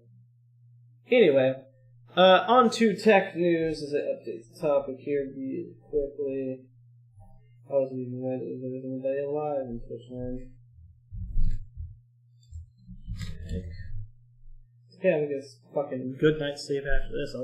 I'll actually be awake to I'll actually be awake to go see tomorrow when we figure out what it is. Anyway, I was actually already reading ahead of this, which is kind of interesting. Facebook's Zuckerberg speaks out over Cambridge Analytica breach. In a statement, Mr. Zuckerberg said, Facebook founder Mark Zuckerberg has admitted that the social network made mistakes that led to millions of Facebook users having their data exploited by a political constituency. This is about the Russians, right? Is that the deal? No. No? Cambridge Analytica. I thought it was. Is a political, like a campaigning organization. So basically they work with campaigns and they get information on people and lobbyists and, political opponents to make their clients' campaigns better. Anyway, in a statement, Mr. Zuckerberg said breach of trust had occurred. In a later interview with CNN, he said he was really sorry and pledged to take action against rogue apps. In a statement posted on Facebook, he promised to make it far harder for apps to harvest user information. We have a responsibility to protect your data, and if we can't, then we don't deserve to serve you, Mr. Zuckerberg said. I mean, at least I like his ideology with that. I can stand behind it. I mean, it's a lie, of course, because that's all Facebook is just data harvesting of everything. Yes. And they sell your data and just use it to manipulate you. So in 2014, Facebook invited users to find out their personality type via a quiz developed by Cambridge University researcher Dr. Alexander Kogan called This Is Your Digital Life. About 270,000 users' data was collected, but the app also collected some public data from users' friends. Facebook has since changed the amount of data developers can gather in this way, but a whistleblower, Christopher Wiley, says the data of about 50 million people was harvested for Cambridge Analytica before the rules on user consent were tightened up, which is the whole now you have to make sure you allow access type stuff. Mr. Wiley claims that the data was sold to Cambridge Analytica, which has no connection with Cambridge University, which then used it to psychologically profile people and deliver pro-Trump material to them. So it was actually about election stuff still, which is interesting. The firm's chief executive, Alexander Nix, who was suspended on Tuesday, was secretly recorded in a Channel 4 investigation saying the London-based company ran Donald Trump's digital campaign during the 2016 U.S. election. Wow. We did all the research, all the data, all the analytics, all the targeting. We ran all the digital campaign, television campaign, and our data informed all the strategy had it. I bet the strategy was say a bunch of big words and mean nothing. It was actually kind of funny as well because the Trump campaign fired this company. It did that? Mm-hmm. Yeah. They also talked about, in the same Channel 4 investigation, as a part of one of the recordings, they also said that Cambridge Analytica sends ladies to try and get information out of politicians and such. They try and hack, try and do a bunch of illegal and shady shit. And then they came out after the investigation and be like, no, we weren't doing that. We were just using that to test the client, to see if the client wanted to do some shady shit. And then we wouldn't do that. That's funny. Because they had said earlier in an early interview that we don't do that. So,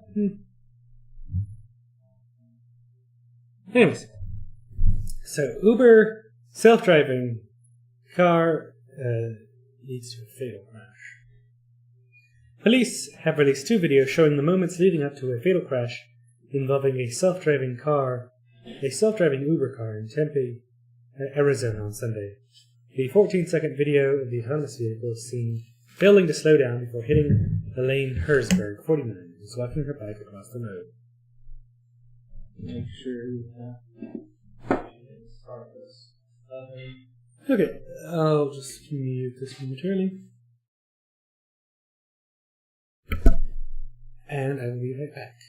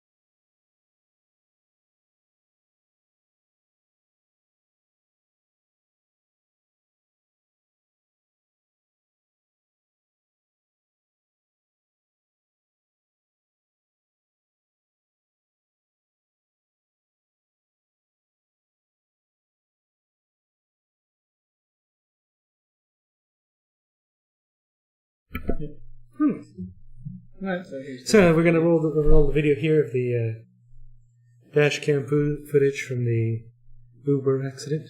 So as you can see, this is the human monitor here, who continues to look down at their phone or something. Which I guess if your car's running in autonomous mode, you can, and there's their shocked face, and then bam. Boop. So that came out of nowhere. Yeah. You know, realistically, I mean, let's roll it back. Let's put that in slow motion. Can I put that in slow motion? Yes, you can. If you hit the gear icon,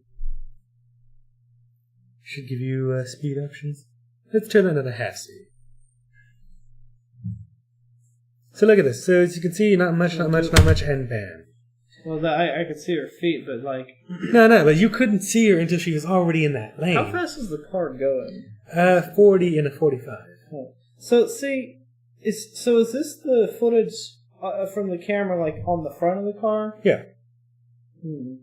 Trying to see if I could actually make that stop. I think I could have actually made that stop. No. There's no way. I think I could have actually made that stop. No, there is no way. The reason why I can say that is because when I hit that hog, it was like this. The hogs were extremely Yeah, but close. you still hit that hog. Well, yeah, but the hog was still alive, and I did, minimal damage to my car, wherein I could have destroyed my car. But the difference is, I was going fucking 70 and a 40. If this was 45, I could have definitely stopped this. But then again, I pay attention. I saw her feet, like, a little bit further back. So, like, you could see her feet right here. See? What the fuck? I don't know. Did it just skip forward? Because I'm pissing, I'm hitting this. Thanks for the See, yeah. Yeah, I know. I could see her relatively far back. I know, but I mean, that would have been... But also, the lights on this car are pointing really far down. But you gotta admit, that'd be pretty difficult for most people to see. No, it's a really poorly lit street for most people to see. And take effective action. Also, I think most people aren't like me and don't have twitch reflexes to just stop on a dime. Like I said, I stopped and I saw hogs, and hogs are even harder to see at night. I was also on a curb, again, going well over the speed limit because that's what I do. But I believe in my car and my brakes, which I'm scared of my brakes nowadays, but still. Yeah. She didn't even really look like she noticed too much. No, she clearly wasn't looking both ways for traffic. Yeah. Which... First rule of crossing a street is you look both ways. Yeah. So, she failed that. Yep. So, a lot of things there. So in the footage release, it shows the human operator behind the Volvo appears to be looking down at something while it's traveling in autonomous mode. Moments later, the woman is visibly shocked, and she looks up to see Miss Herzberg crossing the highway in their path seconds before impact. Our cars remain grounded and we are assisting local, state, and federal authorities in any way we can, according to a statement from Uber. Police said the accident happened on Sunday night, adding that Ms. Herzberg had not been using a pedestrian crossing. While self-driving cars have been involved in multiple accidents, it is thought to be the first time an autonomous car has been involved in a fatal collision with a pedestrian. So, this may have a chilling effect for cars. Alright, on to the next story. South Korea to shut off computers to stop people working late. That's kind of interesting. Versus their other Asian counterpart, Japan, where it's like, work yourself to death. Yeah. The government in South Korea's capital is introducing a new initiative to force its employees to leave work on time by powering down all their computers at 2000 hours. Yeah, I thought it was 2000 hours. Being stupid.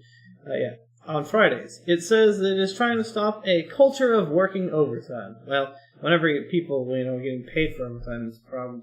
That's fucking 10 o'clock though tonight. No, that's 8. It's okay, yeah, 4 hours. There it is. I for some reason thought it was 22. I don't know why I went there. Anyway, still, 8 o'clock's still over. 8 o'clock's 8. Yeah, it's late anyway. It's already 3 hours of overtime for normal workers, unless they get to work late. I don't know. They probably get in at 7 a.m. knowing these South Koreans. Yep. South Korea has some of the longest working hours in the world. Ouch. Government employees there work an average of 2,739 hours a year, about 1,000 hours more than workers in other developed countries. I guess. I mean, we're average work weeks in the United States are 40 hours, just the whole 2080 algorithm. Yeah. And actually, so it's not 1,000 hours. Well, in most European countries, which is in a lot of more developed nations, their work weeks are between 30 and 35 hours. Why can't we go to that model? I'll take working 30 hours as a full-time job. People, it's like the Australian... Were you there? We were having a conversation with Quaid about minimum wage. No, I don't think you were, because he came on super late. Anyway, we were talking about how the fact that their minimum wage in Australia, in his area, is $20 Australian an hour. Mm-hmm. And he's like, yeah, and because he was talking about how he had to go to work, and I was still awake, during the morning. He came back. Like, oh yeah, I just went to work. I just worked at a fast food restaurant. He only had to work 3 hours, and all he did was go clean. And I was like, shit. Here in America, you get paid $7.50 to make food. Is it what? $7.25. Is it $7.25? It's still $7.25. Okay, so $7.25. I'm used to at least people giving you the extra quarter. Nah, fuck that. You don't deserve a quarter. Anyway, but I was telling him, I was like, you fucking cook the food, you fucking clean, you do everything. That is all your job. And I was like, you are just the company's bitch for that amount of pay. Mm-hmm. And and he's like, oh, but U.S. money is worth more than Australian, which it is, but not by much. And I was like, at first I think he thought I said 17.50, and I was like, no. I was like, I said 7. And he was like, oh no, fuck that. The Australian dollar is only 77 cents. So that's worth $9.40. Yeah. Australian. He said he gets paid what, 22? He said he gets paid 20 flat. So 20. So he's making $15 an hour, which is $36,000 a year. Yeah, he's making good money. Decent. Their minimum wage, at least in his area, is decent. I think Barna said the minimum wage in his area is $16, $17 an hour, which is still pretty good, and better than minimum wage in America, and better than a lot of wages. Yeah. And that's what I was saying to him, because he was saying oh, but our shit costs more. He was saying a game is 40 Australian, and then ours is 20 or whatever. So yeah, small market, because a $60 game here would be 70. Yeah, well, and that's what he was saying. Is closer to. But 80 also, or whatever. But also considering he still makes $20 that minimum wage is double our minimum wage. A little $77 for Australian is all he has to do is work 3 fucking hours, 4 hours. It's a lot more affordable than minimum wage here in America. Yeah. Which is where, what you have to work, to pay you have to work a $9 hours. game, you have to work 9 hours versus 10 almost. 4 hours there. Yeah, which is his fucking work day is 3 hours. All he had to do was clean, and I was like, like I said, in America, you have to do everything for that money. Mm-hmm. Anyway, I just thought it was kind of funny. Yeah, no, I mean, America fucking sucks when it comes to paying people a living wage, which is why American people sucks for a lot of things, to be honest. Yes. I mean, I don't know, healthcare, taxes, well, see, our taxes, like, that's the consumer problem. protection. Yes. Wages. Let's see, what else? Basically, protecting the little guy, or keeping the regular person safe. Our military budget. Yeah. The police. What else? I mean, that's a lot. That's a lot already. I love ragging on America, but it's just the truth's the truth, man. But anyway, so the shutdown initiative in the Seoul metropolitan government is set to roll out across 3 phases over the next 3 months. The program will begin on the 30th of March, with all computers switched off by 2000. The second phase starts in April, with employees having their computers turned off by 1930 on the second and fourth Friday of that month. That's kind of weird. So every 2 weeks. Mm-hmm. From May on, the program will be in full swing with computers off by 1900 every Friday. However, not every government worker seems to be on board. According to the SMG, 67.1% of government workers have asked to be exempt from the forced lights out. Earlier this month, South Korea's National Assembly passed a law to cut down the maximum weekly working hours to 52 from 68. God damn. Yeah. So if you time, the 52 working weeks by 52 weeks of work. 52 hours. No, yeah, 52 hours out of 52 weeks you generally work. You get that 2,700 average number. So basically, they've downed their working hours, sure, but they just downed it to what they already average anyways. Yeah. I ran the numbers. Fucking South Koreans are ridiculous. A lot of Asian countries, well, mainly just South Korea and Japan, they're ridiculous. That work ethic, man. No, they're insane.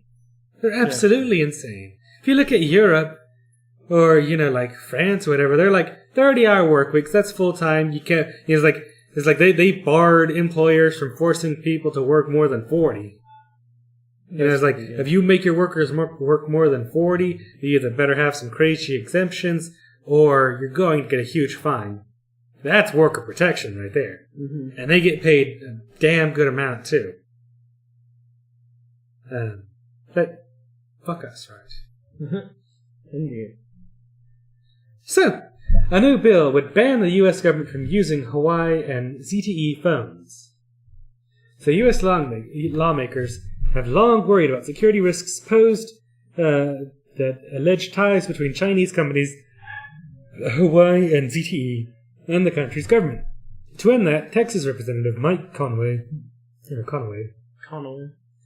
introduced a bill last week calling people and their names called Defending U.S. Government Communications Act. Damn, these fuckers and their ridiculous names for shit. Mm-hmm. Which at least it's not a blue device. Surprising. Which aims to ban U.S. government agencies from using phones and equipment from these companies. I feel like most of these government facilities don't use those, though, anyway. I'm sure there's a precedent, kind of, and I'm sure they're also getting paid off. But I'm also pretty sure the U.S. government already has, contracts with AT&T to only use AT&T shows. As far as I believe, AT&T doesn't use Huawei or ZTE phones. Maybe ZTE. I don't know. I don't think and it's not like on the AT&T list of phones to get. Usually, you're only going to get for large contracts. I know you only get iPhones and Galaxies. Yeah, because I know Samsung's on there because Knox is rated for government use. And that's part of Knox anyway. Yeah. I'm pretty sure most of the government employees use Samsung Galaxies also. Probably. So that's why I kind of this is familiar to me because as far as I know, any decent sized company doesn't use it. So if they might use it for a one-off replacement in a temporary meantime because they're cheap and they're decent. Mm-hmm. But as far as being an entire corporation or being an entire company that gets a bunch of these phones. None of the cell carriers, I don't even think, sell them like that either. I think you have to buy these from third-party unlocked phones because these phones are usually unlocked to be used in new carriers. Well, Hawaii was, and as we covered, was going to make a breakthrough into the U.S. market with AT&T but right before they were going to announce the release of the new Hero 10, whatever, the government came out and lambasted Hawaii, and then AT&T cut the deal. Anyways, so in 2011, the two companies were subject to a report from the House of Representatives Permanent Select Committee on Intelligence, which recommended the U.S. government be prohibited from buying Huawei or ZTE products, as well as continued vigilance. With the potential for a cybersecurity concern exists, Huawei and ZTE have long been targets for members of Congress, and the bill could be a form of political signaling to China. Interesting. It is. Yes. Everybody's now favorite guy. Stephen Hawking's ashes to be interred near Sir Isaac Newton's grave. Interesting. The ashes of Professor Stephen Hawking will be interred next to the grave of Sir Isaac Newton at Westminster Abbey, it has been revealed. Westminster. Huh? Westminster. Westminster, man. The renowned theoretical physicist's final resting place will also be near that of Charles Darwin, who was buried there in 1882. That's kind of funny. Interesting note. Stephen Hawking could have actually been knighted by the Queen, but he rejected the knighting because he didn't like how the UK was spending their money on science. Oh. Or the lack of funding to science. So he rejected being Sir Stephen Hawking. Yes. That's funny. He said no to the Queen. Well, he has to just run over people's feet. And do He also ran over Prince Philip's feet. Yeah. Obviously, he was very opinionated and just good. Mm-hmm. He was, But he was a I thought that living was pretty interesting. basically. A private funeral service will take place at Great St. Mary's, the University Church, on the 31st of March, Professor Hawking's family said. The church is close to Gonville and Caius College, where Professor Hawking had been a fellow for more than 50 years. God, all these fucking European terms for things. Professor Hawking's children, fellow Robert and Tim, just the term for it. Said, our father lived and worked in Cambridge for over 50 years. He was integral and highly recognizable part of the university and the city. For this reason, we have decided to hold his funeral in the city that he loved so much, and which loved him. Our father's life and work meant many things to many people, both religious and non-religious, so the service will be inclusive and traditional, reflecting the breadth and diversity of his life. The Dean of Westminster, the very Reverend Dr. John Hall, said it is entirely fitting that the remains of Professor Stephen Hawking are to be buried in the Abbey, near those of distinguished fellow scientists.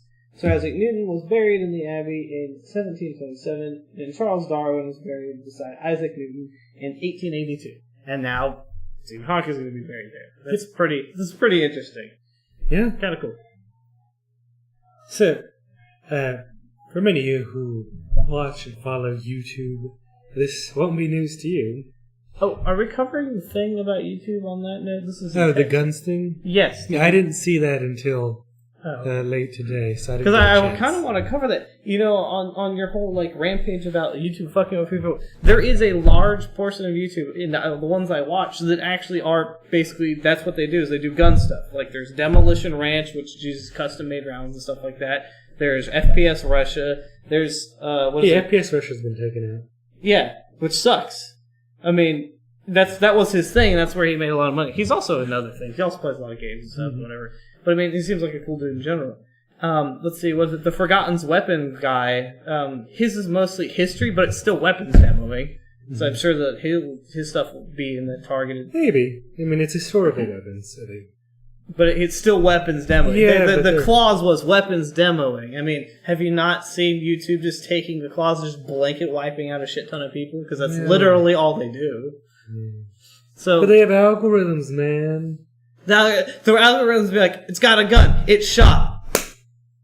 Because it's a weapon demoing. So, so I'm just going to touch upon it. I'm not even going to read the article and say that's YouTube fucking up once again.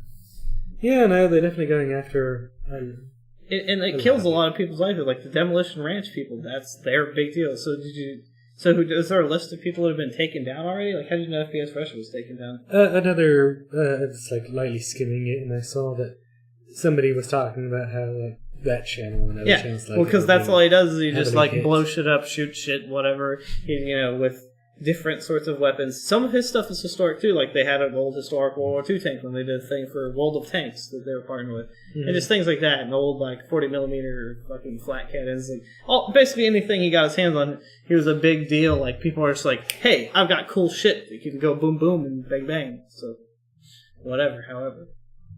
You good? Yeah, when I yawned, I just pulled a muscle in my neck. All I see is fat there. There's no muscle. Beautiful. Anyway. So, Coatbridge YouTube comedian Count Dankula found guilty over Nazi pug salute video. Found guilty? Yep. Did he go to court? Yes. Really? Yep. So, a man who filmed a pet pug giving Nazi salutes in response to phrases such as Sieg Heil or Gas the Jews has been found guilty under the Communications Act. Mark Meechan, 30, appeared at Ardery Sheriff Court on trial for allegedly committing the offence by uploading the video to YouTube.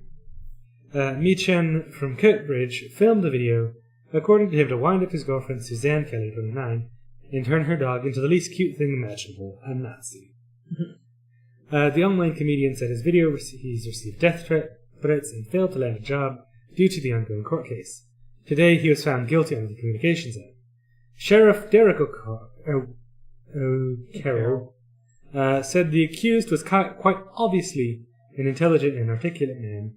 The accused knew the material was offensive and knew why it was offensive, despite that the accused made a video containing anti-Semitic content, and he would have known it was grossly offensive to many Jewish people. Mr. O'Carroll did not believe Meechan said the video had made the video to annoy his girlfriend and ruled it anti-Semitic.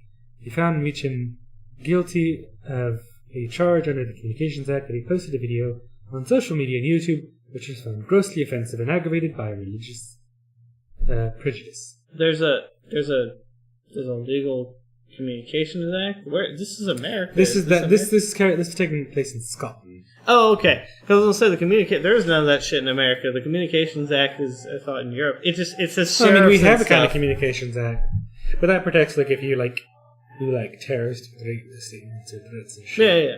Or harassment. Yeah, it doesn't really, No, we have your First Amendment. We have quite solid retarded. freedom of speech laws, which is nice. It's nice in cases like this, because I honestly like trolling, and I say anti-Semitic comments, racist comments, make all those sorts of jokes all the time. Everybody who knows me knows I don't really give a shit one way or the other, realistically, but I think a lot of the jokes are funny. They're terrible. I'm a terrible human being, so I laugh at them. I mean, you play Cards Against Humanity. It's a game for 10 people. Yeah, we do that a lot, actually, or we used to do that a lot. Yeah. Which reminds me, I think I'm going to officially announce the whole Game Friday thing. I want to do it on Saturday, though.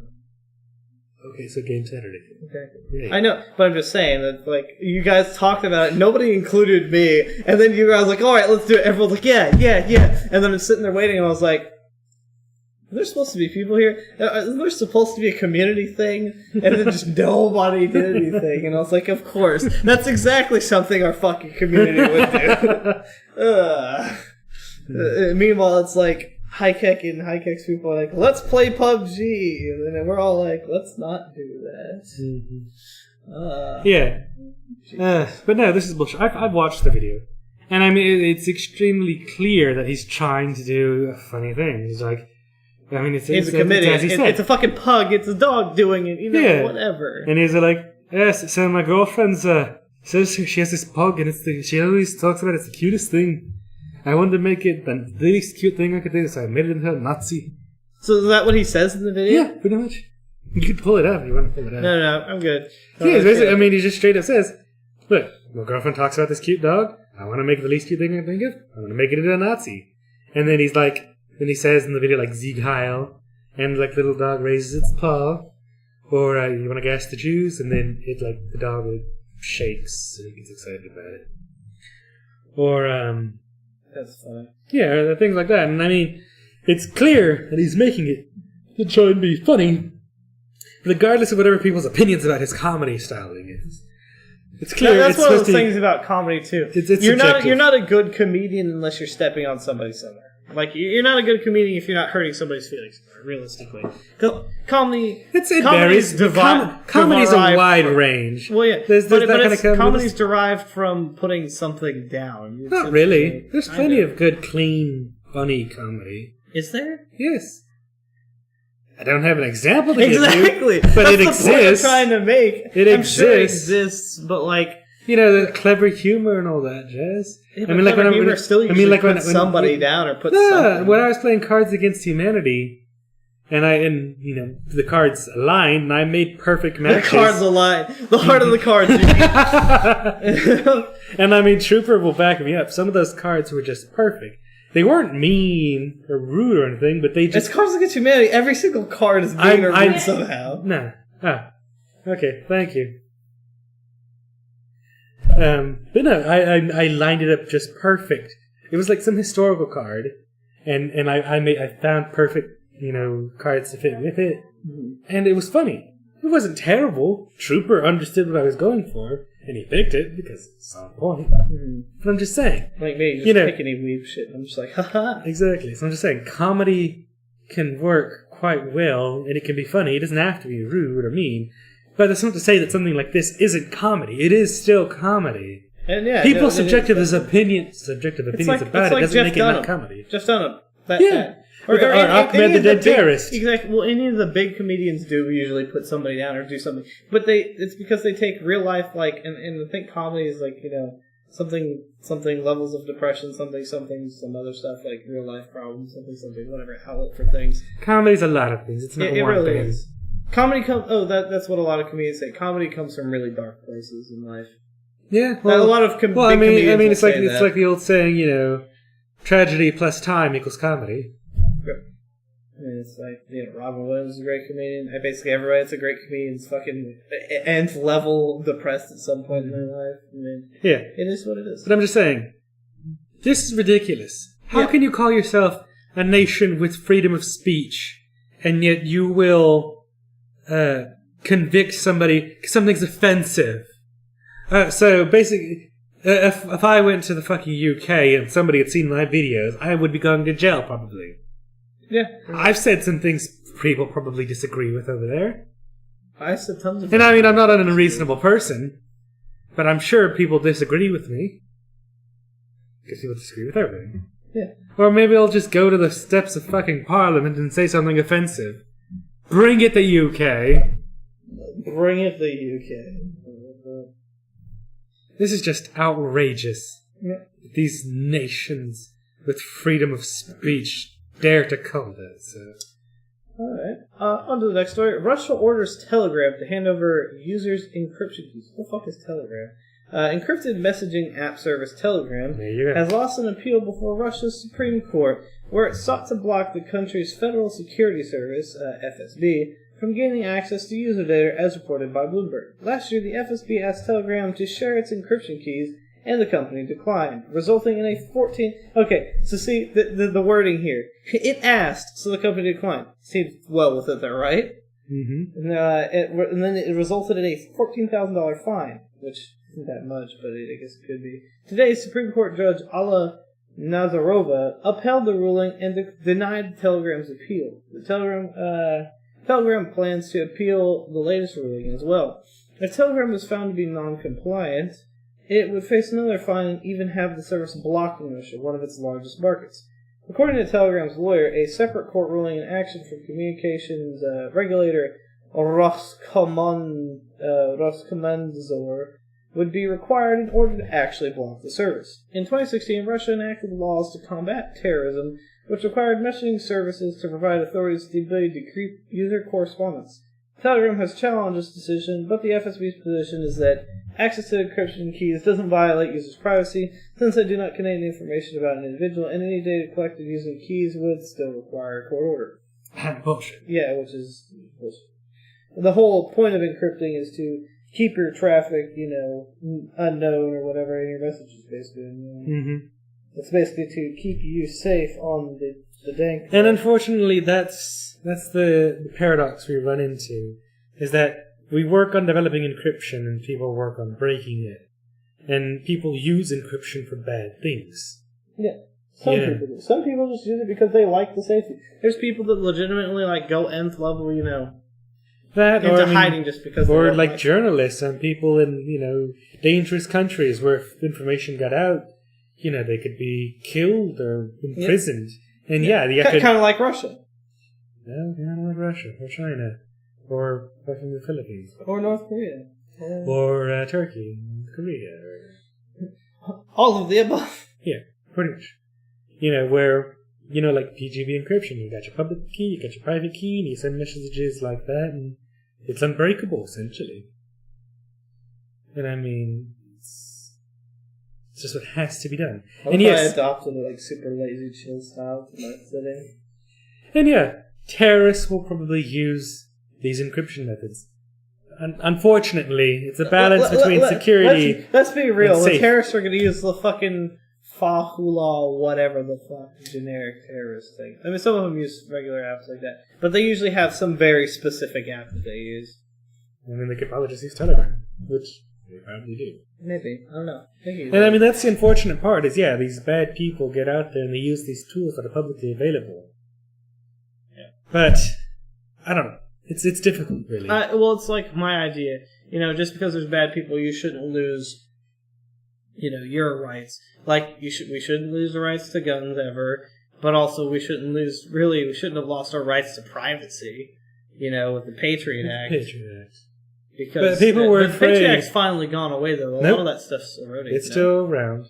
They're working to extend it. Oh, I thought it was dead. Nope. I thought it was mostly dead. No. It's still around. It's going to be around for quite a while. And future presidents in Congress will keep extending its life. Under the guise of fucking... Because terrorism never dies. Well, it's not only that, but it's just like, under the guise of national security. Like, when you just say national security, like, that's it. Everybody just shuts up and you do whatever. That's what Trump's using all these terrorists. Well, yeah. I mean, that's the joke. Like, he is an embodiment of the national security. I love how now, all of a sudden, people are getting wind of the fact that, have you seen all the fucking American oil memes now, finally? No? And anytime, like, there's a lot of them in the other countries. I guess I've seen them mainly in, like, Canada and fucking people from the UK that are on my Facebook friends list, but I've seen a shit ton of them. And yeah, it's anytime there's, like, something about oil, it's just, like, a bunch of U.S. forces or whatever, and just adopting my style of sitting, the laid-back style. But it's just, like, it's funny, it's a joke, but, like, it's literally what Iraq was, too. It's funny that these memes are coming out now, but I don't even think there's fighting over oil right now. Well, it's part of the Syrian war, as we've talked about. Well, I mean, again, that American military group is inside of a fucking Conoco station, refinery, and I'm like, ugh. Yeah. Conoco gotta defend the oil from right there. From within. Yeah, maybe that's why there's all the oil memes right now, is because of Syrian shit. Probably. I don't know. But it's just like, it's just taking signs that say something and then just blocking out the words that says oil. It's just like dudes invading. Like one's like, it was like toilets or whatever. It's just like people enjoying a festival. It's a 4-post meme. And then it's just like, has oil singled out. It's just a bunch of like, it was a picture of like American dudes, I guess at Basic or something like that. All these army dudes just like rushing into a porta potty. And I was like, greatness. Yep. So, yeah. So this one is actually pretty interesting, the story here. So, Mini Concorde, baby boom plane, on track to take off this year. So, for those who may not know, the Concorde is a fantastical historical plane from the 80s and 90s that was one of the only commercial planes that went supersonic. It went Mach 2. Is the Concorde? Is that the... No, I was thinking about the Virgin Galactic stuff. That's not it. No. But yes, it's one of the only commercial planes that went supersonic and could get from like New York to London in like 4 hours. I don't really know why they haven't done that. Why they haven't actually stepped that up and used that. I actually looked into it. So apparently the issue with the Concorde was... they initially used a traditional design plane, but to fly at such a high speed, you actually have to get extremely high. You have to get 55,000 feet up I'm assuming that's because air thins enough to get faster. Yeah, so it's air friction. You're 11 miles up in the air, which is, you can actually see the curvature of the Earth at that point. You're that high up. So you have to go extremely fast off the runway to an extremely high point to move extremely fast, and there's a sonic boom, which can be heard for quite a while. Fuel engines were not as efficient back then. And landing was difficult because in the first design of the Concorde, the plane was flat nose, was straight like a normal plane. So they couldn't actually see the runway quite well, and that's why if you see later Concordes, the nose is actually like bent down because they actually have to account for the curvature of the Earth and how it's landing because it has to land fairly quickly.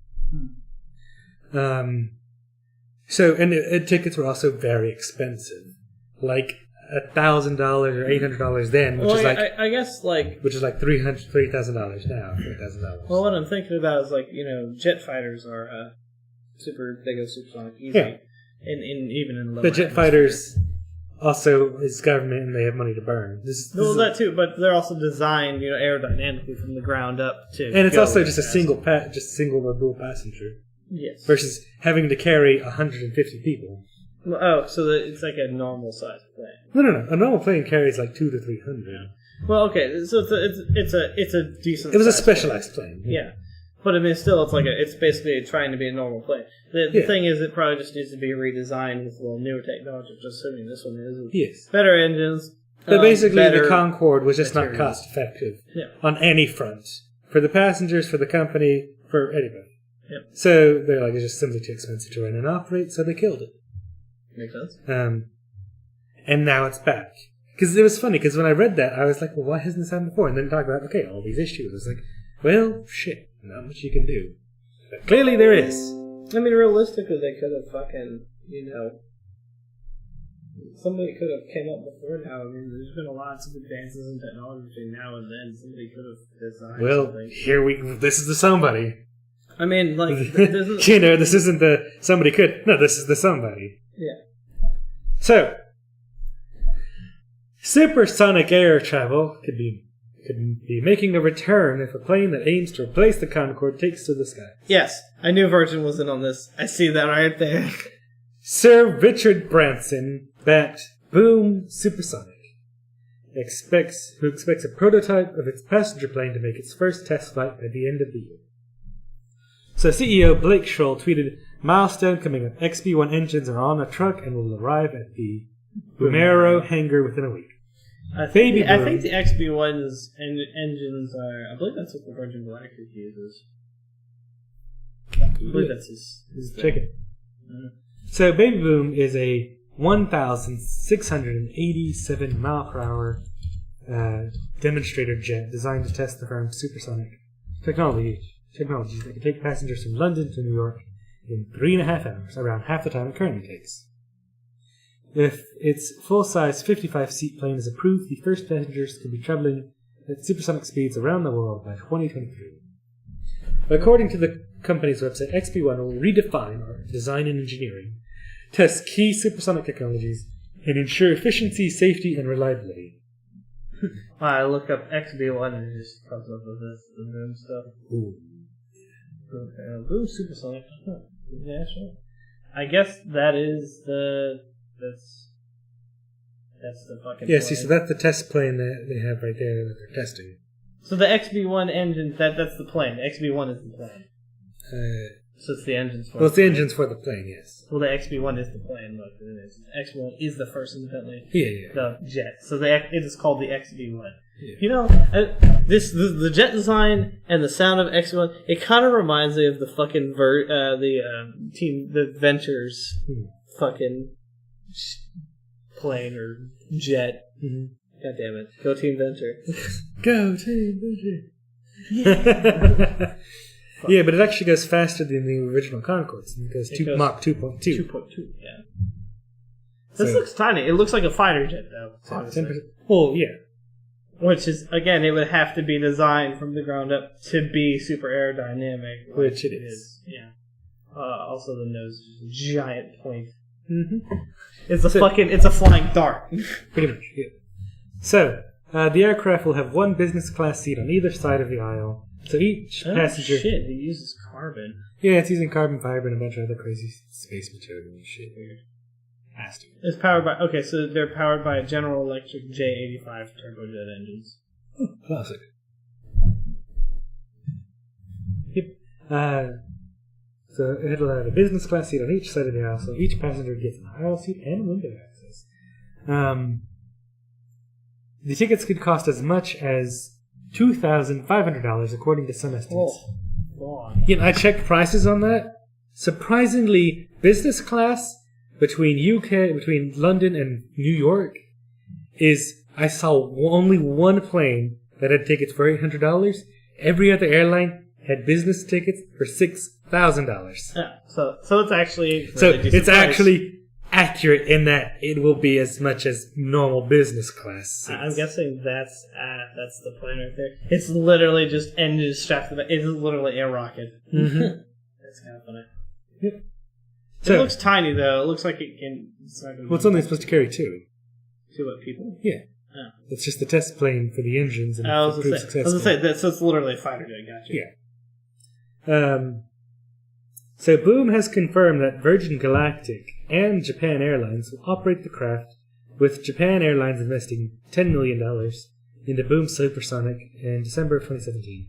As part of the deal, Japan's number 2 carrier has the option to purchase up to 20 Boom aircrafts and will provide its knowledge and experience as an airline to hone aircraft design and help refine the passenger experience. So, that's pretty damn interesting and exciting to see. It actually reminds me of these fucking ships from supersonic travel coming back. Apparently, they said it would be cost effective on over 500 routes. I kind of wonder if that'd mean like a route between like Houston and New York, or like New York to LA. Because like Houston to New York is like 3.5 hours. So just imagine if you're like, I'm just gonna take an hour trip to New York. I'll be back. If they could do that and they can get it cost effective enough, it'd be like, I'm gonna take a weekend trip to New York or a weekend trip to it's like the whole LA. Hyperloop thing. Yeah, or the Hyperloop thing, same thing. It's basically getting us places faster. It would make like weekend trips to Cali like fucking doable and stuff like that. By the way, I just wanted to point out that it looks like these Origin jump kind of looks like ships. that one right there. This one, and these a little bit. Yeah, these have the weird giant wings in the back. Mm-hmm. But I was just pointing out that it looks oddly similar to these. Mm-hmm. Very cool. Alright, on to oh no, I'm stupid and crazy. Oops. Change the topic here.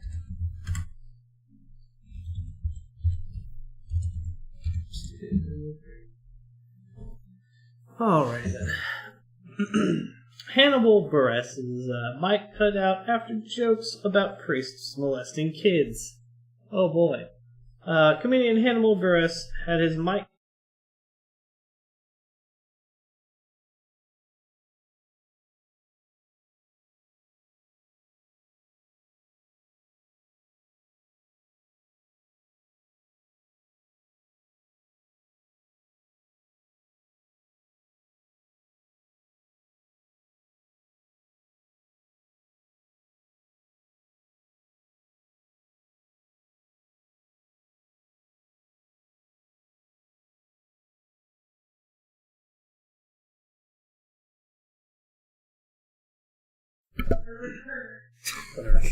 Anyway, comedian Hannibal Buress had his mic cut off minutes into his set at a Catholic university Saturday night after making a joke about the church's history of child molestation, according to attendees. Ures began his set by sharing an email he received from the university with content restrictions for his act, including the use of foul language and topics regarding rape, sexual assault, race, and sexual orientation. Minutes into his set, the comedian referenced molestation of children, and his microphone was cut off. The crowd booed at first, then quieted so he could be heard without a mic. But the background music volume was raised until he stepped off the stage. While off stage, Buress responded to a tweet from someone in the audience who wondered what the fuck happened. Buress replied, Weird way to celebrate Sweet 16. He apparently was referencing Loyola Ramblers' win over the Tennessee Volunteers earlier that day. Disappointed fans voiced their disapproval of Buress's forced exit by chanting his name at the venue and on Twitter. According to a member of the audience, when Hannibal returned 15 minutes later to a standing ovation, he said, "Be ha old Bitch ass old people." Is that what he's? Is that what he? That I would assume so, is? based upon the context. I guess that's a lot of like very blotted out stuff. I mean, it could really only be. I guess it's bitch ass old people. I don't know. I can project. Anyway, well there you go. So, this is fucking stupid. Mariana man wrote name on deposit slip in Bentleyville. Joker, are you reading Bloody's messages from earlier? He's been banned. He was reported for being a troll. I'm just gonna start reporting all the mixer trolls that pop up nowadays. Okay. Yep. So, the Mariana man, accused of robbing the Bentleyville bank last week, apparently wrote his name on a note he handed to the teller, demanding money. Great. So, Okay. Glenn Ellen Forey Jr., 30, etc., was charged Wednesday by Chief Richard Young with 2 counts of robbery, 5 counts of reckless endangerment, and 1 count each of terroristic threats, harassment, and theft. Flory reportedly entered the bank just after 3:40 p.m. and approached the teller asking her for a deposit slip. Flory allegedly wrote a note demanding money, stating, "Just give me the money and nothing else will happen." He reportedly then signed his own name to the note. Flory then fled from the bank after getting more than $1,300. Police were able to identify him through his signature, of course, as well as video surveillance. He was taken into custody by the North Strabane police after about 4 hours after the robbery, in the parking garage at the Meadow Casino.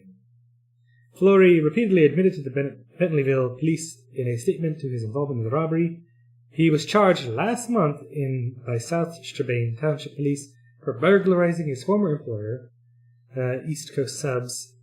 He allegedly used his key to enter a restaurant after it closed for business, then used a code to enter the safe and steal money. Wow, nice. Well, first of all, dumb on them for first, not getting the key changing back and then not changing the code that he knew. Yeah. Right. Jeez.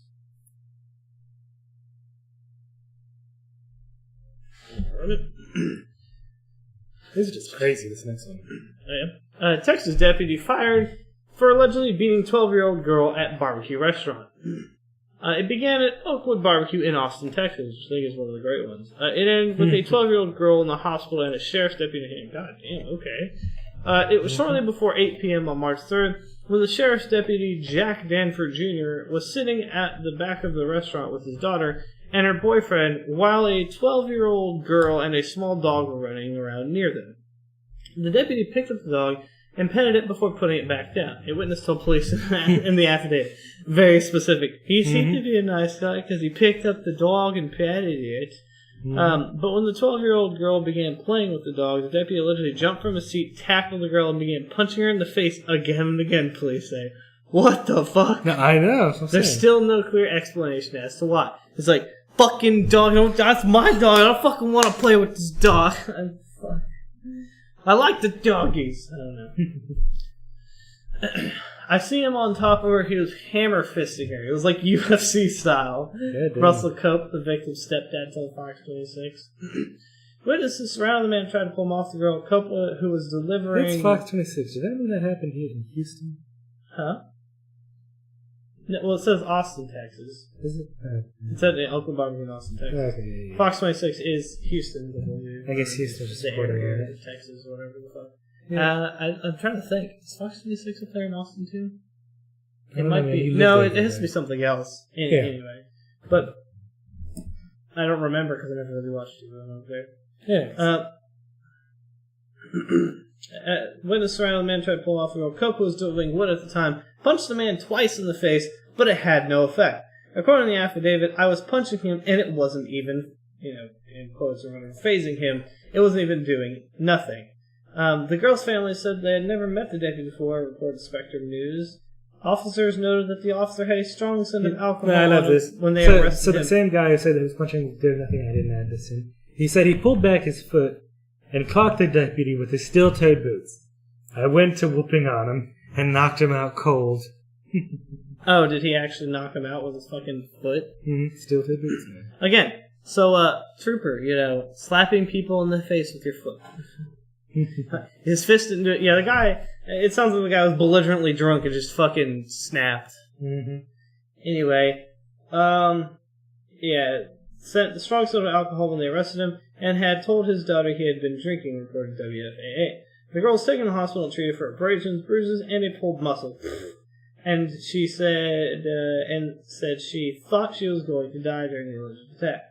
Williamson County Sheriff Robert Chody, that fucking name, apologized on Twitter for the deputy's action shortly after the incident, saying it was a tough choice but the right call for police during the arrest, and that Wilco demands professionalism. Now, let's pause there. That fucking sheriff is an idiot. Oh, it's a tough call, but the right call to stop this police from brutally assaulting this 12-year-old girl.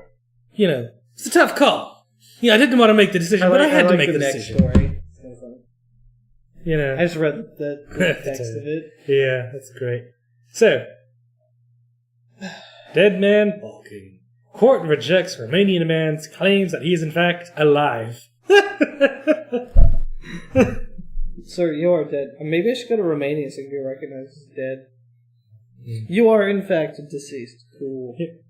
So in a case reminiscent of a Kafka novel, a Romanian court has ruled that a 63-year-old man is dead, despite what would appear to be convincing evidence to the contrary, that the man himself appearing alive and well in court.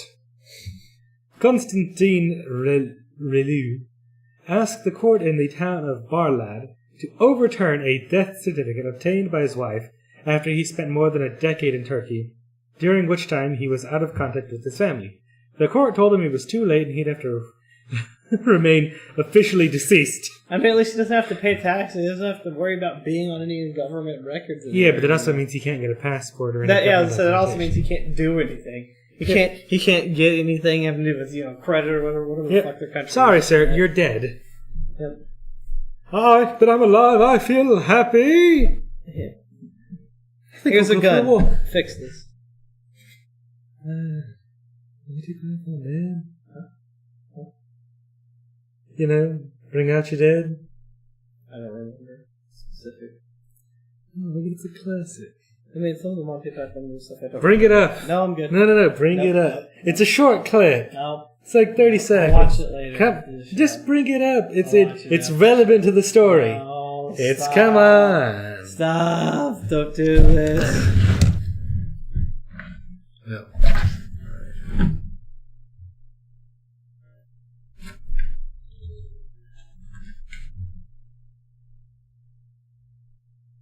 I'm going to bring it up because it's hilarious.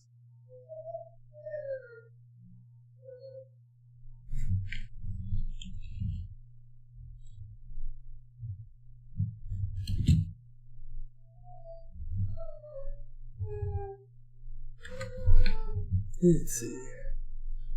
There we go.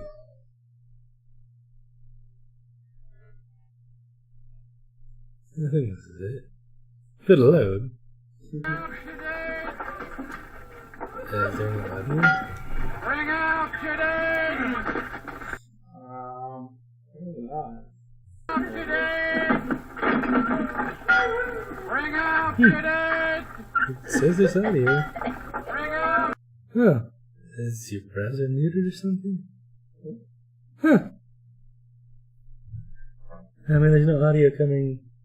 Oh, there is audio. What the hell?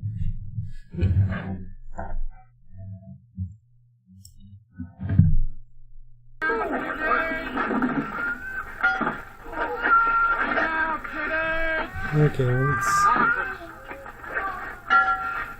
Bring out your dead! This is a terrible recording. Yep. Bring out your dead! Bring out your dead! Bring out your dead! Bring out your dead! Here's one. Ninepence. I'm not dead. What? Nothing. Here's your ninepence. I'm not dead. There. He says he's not dead. That Romanian man says he's not dead. He isn't. very ill. I'm getting better. No, you're not. You'll be found dead in a moment. I can't take him like that. It's against regulation. I don't want to go with the car. Oh, don't be such a baby. I can't take him. I feel fine. Well, do us a favour. I can't. Well, can you hang around a couple of minutes? He won't be long. No, I've got to go to Robinson's. They've lost 9 today. Well, when's your next run? Thursday. You think I'll go for a walk? You're not fooling anyone, you know. Look, isn't there something you can do? I feel happy. Happy? I feel happy. Ah, thanks very much. That's all. See you on Thursday. Right. Yes, that's just funny. I am thoroughly amused.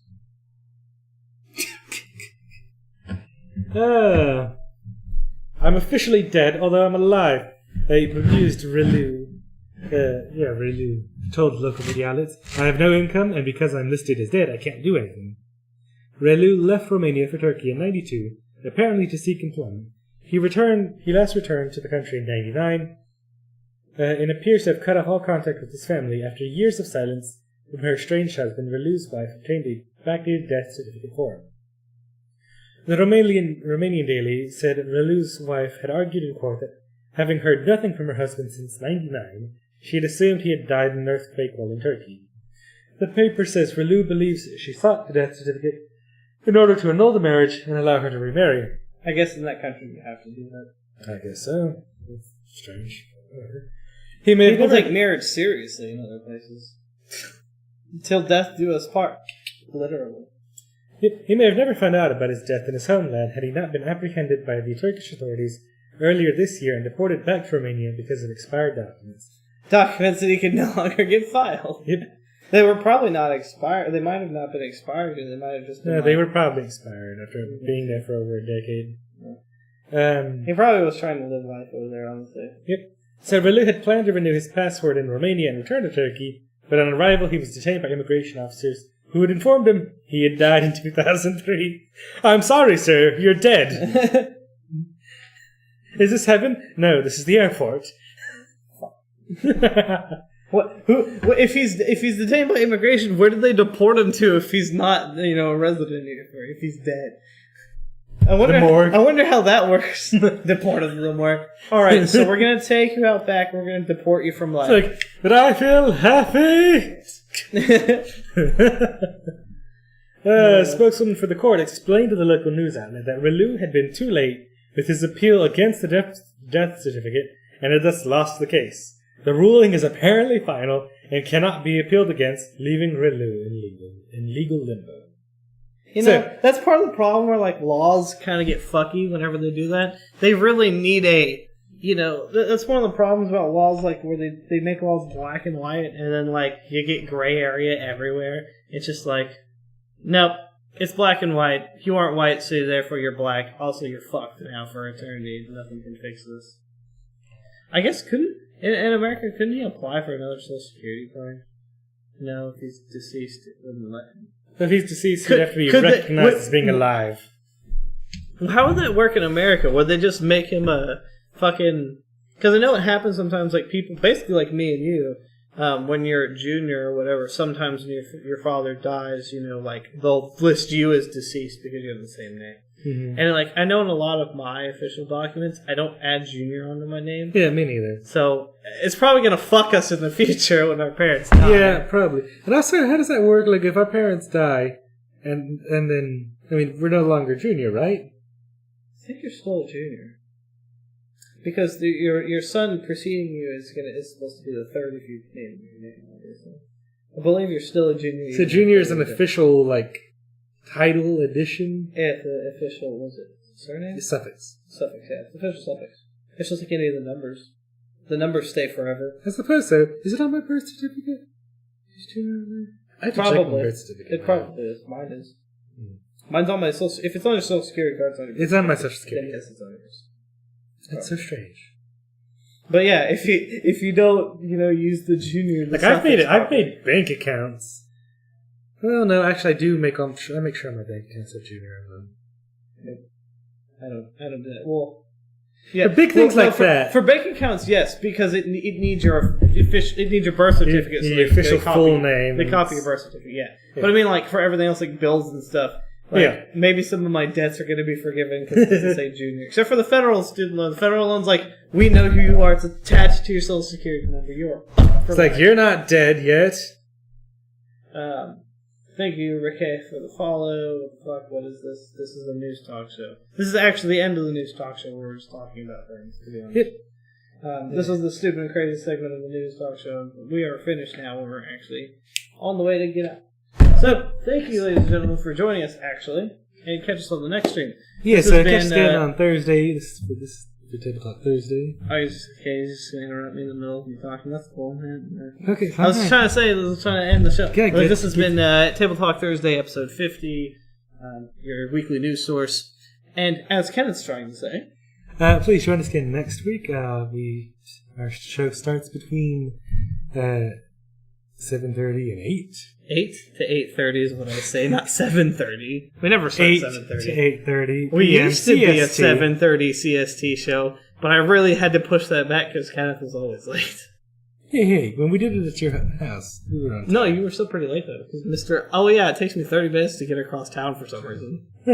I'm on my way. Literally sits there playing games for an hour. I guess Kenneth's not coming yet? Question mark? No, and that's when I'm waiting outside your house and be like, well, I keep calling and knocking, but nobody answers. Oh, you mean today? What time did you get here anyway? 7:54. What time did I wake up? I don't even remember. I didn't wake up till you beat on my door. That's what I was saying. I was like, somebody's going to have to beat on my door. I knew I was going to be dead asleep because I was tired. Yeah. I'd been staying up all day. Anyways, also join the Anime Talk Show on Tuesdays at 7:30 CST. 7:30 p.m. CST, yes. Yes, yeah. Where they talk about anime seasonals, as well as every other week. They usually have a special guest. Yes, and next week is a special guest show as well. Do you know who the guest is going to be? Okay, they don't know who the guest is going to be. Never know who the guest is until the day of. No, it's a mystery guest. It's a mystery to the host, too. It's such an issue. The problem I have, I guess, is people. Like, nobody gives me an official answer until hours before, and it... But definitely check it out. It's always pretty interesting. They always talk about interesting animes and the ongoing... Yes, we will make you start turning Japanese. Oh, no, I think I'm turning Japanese. Yep. So again, thanks for joining us tonight. Those of you guys out in Twitch and Mixman, thank you for all the follows as well. I hope to catch you next time at one of our talk shows. And yes, we're just 2 episodes from our year. Yes. As always, everybody have a good night, and we'll see you on the next show.